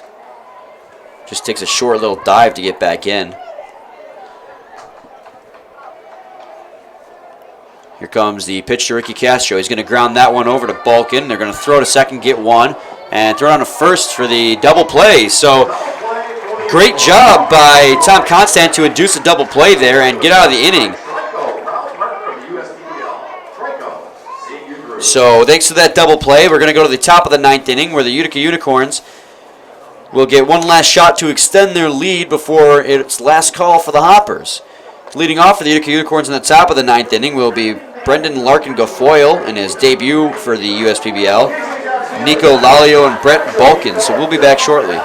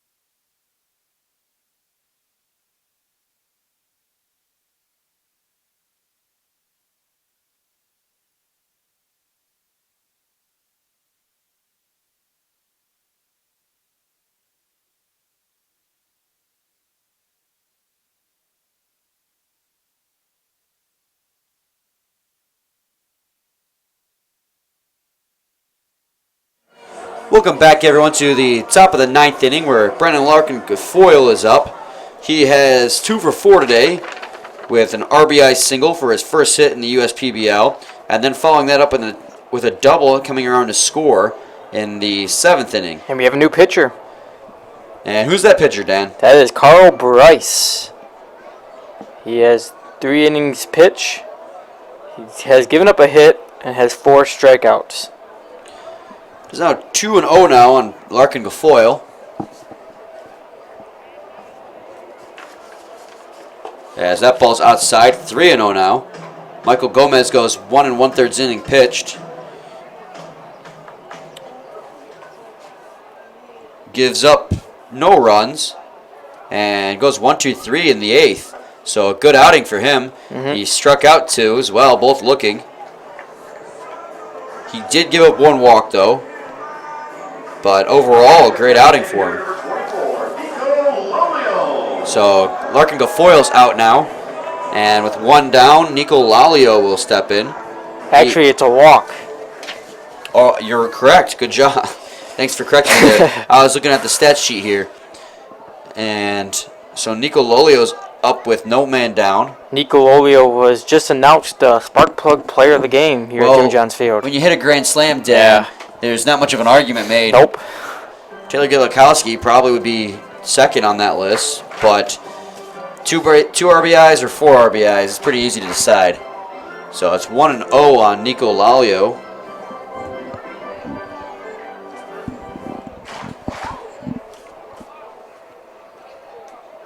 Comes the 1-0 pitch. It's going to be in there for a strike, 1-1. On 4 straight pitches, Larkin Guilfoyle has walked previously.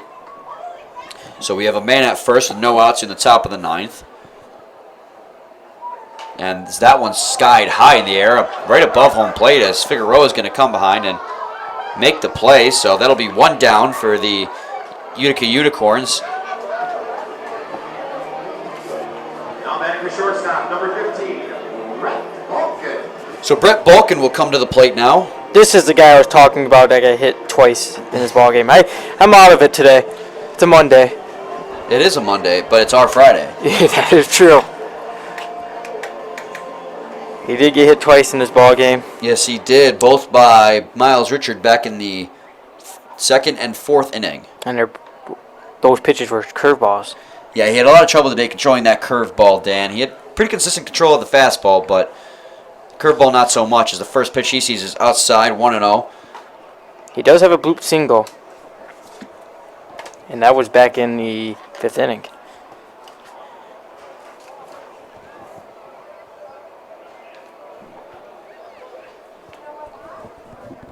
Here comes the 1-0 pitch. Foul tipped into the glove of Figueroa, so it's going to go to 1-1 now. Guilfoyle got walked to start the inning, but then Lalio popped out behind home plate to Figueroa, so now Balkin's in with 1 ball, 1 strike, and 1 out. They currently lead 8-4 over the Diamond Hoppers, but the Diamond Hoppers do have 1 last chance in the bottom of the 9th to do something. As that ball's going to be inside, they throw it down to first, but Guilfoyle gets back in time. Unicorns did it the night before, on Saturday. Yes, they did, as it's 1-2 now on Brett Balkin. They had 2 chances actually to walk off. They failed the first attempt on Friday, but then on Saturday they managed to walk off.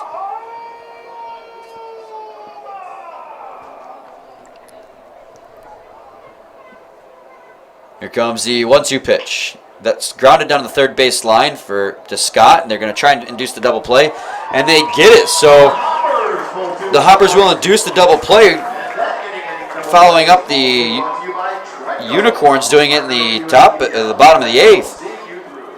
So that'll be a 5-4-3 double play to end the top of the 9th. Going to the bottom 9th is last call for the Eastside Diamond Hoppers, where due up for them will be their 2-3-4 hitters, so probably their best chance. Chris Power, Esteban Gomez, and John Macon will try to play hero today. So we'll be back shortly.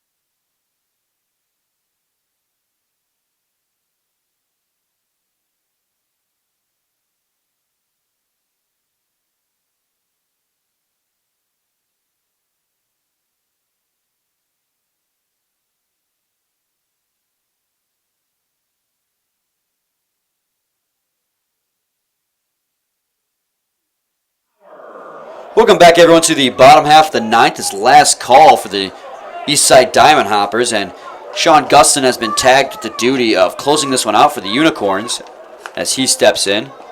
The first pitch to Chris Power is a ball, 1-0. The Unicorns lead it 8-4 here. It's not a save situation. And the 1-0 pitch comes in, and it's going to be called a strike, 1-1. So far this season, Gustin has 8 innings pitched. He has given up 8 hits, has 8 strikeouts, and has 2 earned runs against him. So he gives up lots of hits but strikes out a lot. But 2 earned runs isn't so bad despite the fact that he's given up 8 hits. And it's 2-1 now on Chris Power. And Tom Constant does a great job out of the bullpen. He goes 1 1/3 innings pitched with 1 hit, 0 runs, and 0 walks, and just 1 strikeout. Not bad. So not bad. He didn't walk anyone. He only let up 1 hit. So solid job by him. It's count is even now at 2 apiece on Chris Power. As, like I mentioned, Sean Gustin tries to end the ball game here. As fans already starting to filter out. It's not a save situation as the Unicorns do lead 8-4. And that pitch is going to be outside. Count goes full, 3-2.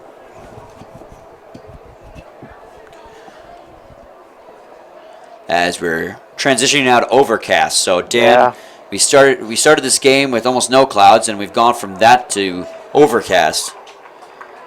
As they walk Chris Power. So now the Diamond Hoppers have a man on with no outs, and Esteban Gomez stepping to the plate.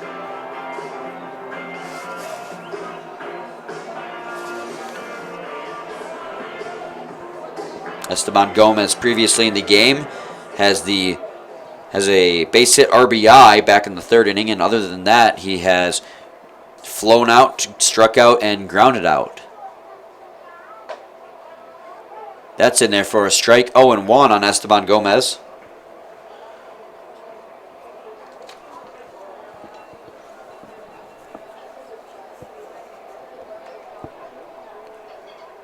Comes the 0-1 pitch. He swings and misses at that one, 0-2 now.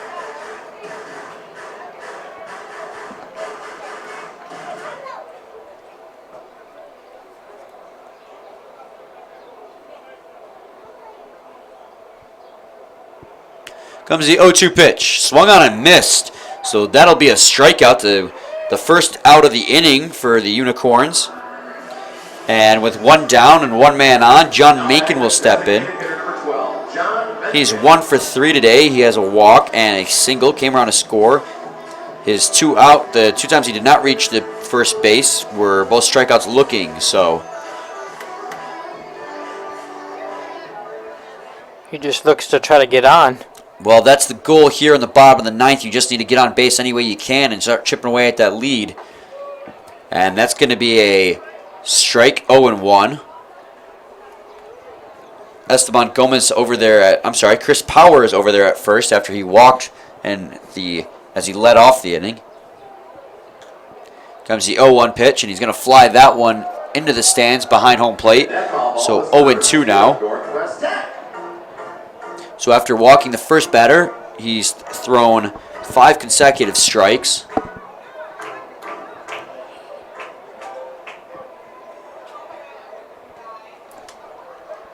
And the pitch is in, and he swings and misses on that one. So it'll be 2 consecutive strikeouts for Sean Gustin. After walking the first batter, he's whiffed the next 2. Cam Stewart now will step in, the last chance for the Eastside Diamond Hoppers. He had a 2-run home run back in the 6th inning and drew a walk in his last plate appearance in the 7th. And Dan, he's hot today, so he was the guy you want to go to if you're going to have a last chance. So that ball is outside, but called for a strike anyways, 0-1.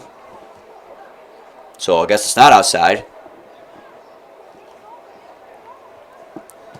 Not much of a lead to speak of over there at first for Chris Power, as that ball this time is outside for a ball, 1-1.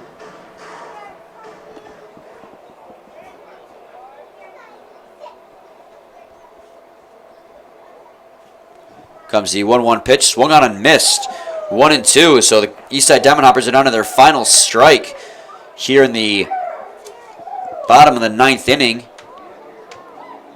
And the Utica Unicorns could tie the Eastside Diamond Hoppers record here at 6-4, and he swings and misses and ends the ball game. And after walking the first batter, Sean Gustin strikes out the next 3. Was red hot there. Yeah, he corrected himself, and this ball game's over. So the Eastside Diamond Hoppers fall to 6-4, and the Unicorns advance to 6-4. So now they are tied for first place in the league. It's intense. It's going to be a tight battle going down the rest of the way. All these teams have a lot of talent. So we're going to tally up the final box scores for you, and we'll come back shortly with a little bit of a post-game chat. So make sure that you guys stay with us. We'll be back shortly.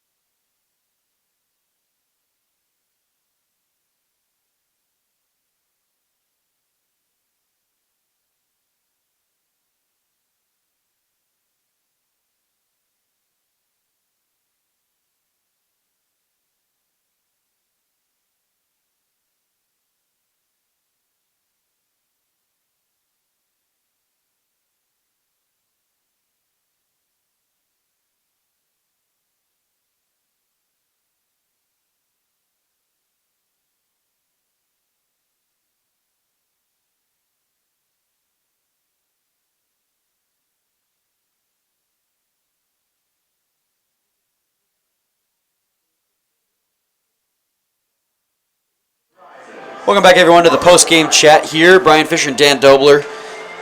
Hoppers and Unicorns are now both have a record of 6-4. If the Hoppers down, or the Unicorns down the Hoppers, 8-4 today. Yeah. Correction, my bad.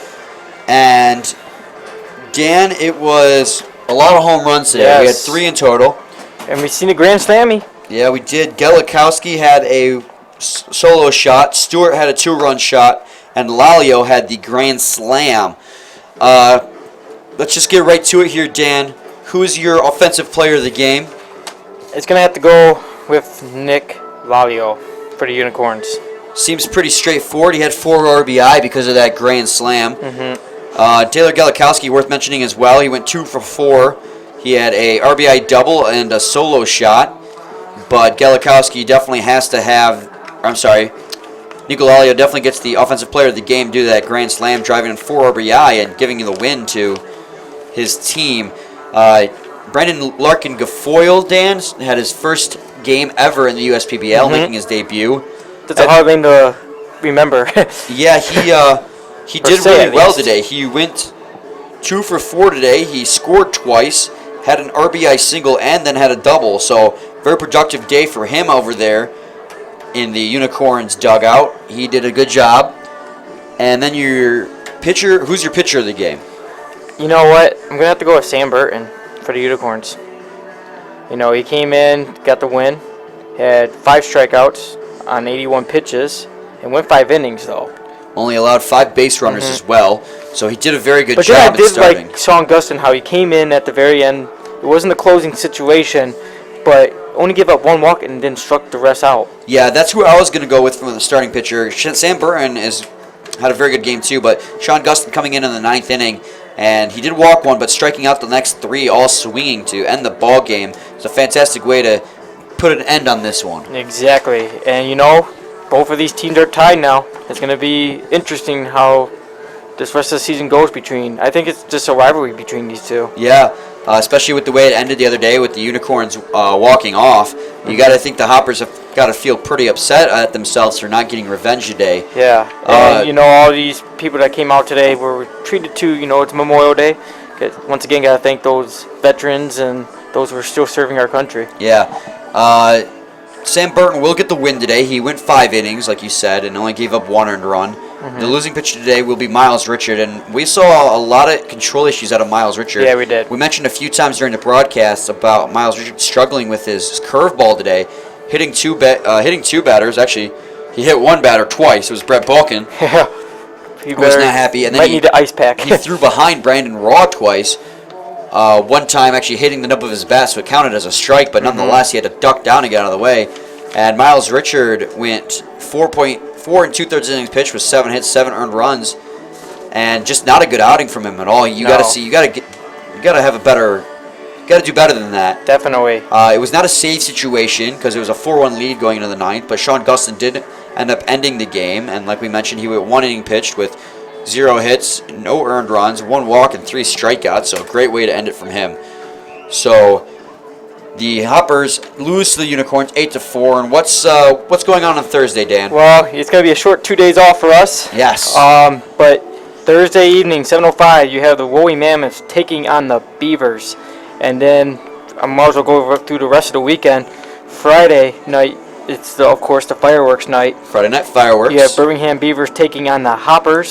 And then Saturday, you have the Woolly Mammoths taking on the Unicorns. And then to finish up the weekend, you have the Diamond Hoppers versus the Unicorns. And for promotional Diamond Hoppers versus Unicorns again, huh? Yeah, here we go.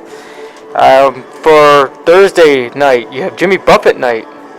And also University of Detroit Mercy night. I have a couple of friends I'm going to have to inform on that. I got a few friends that go to U of D.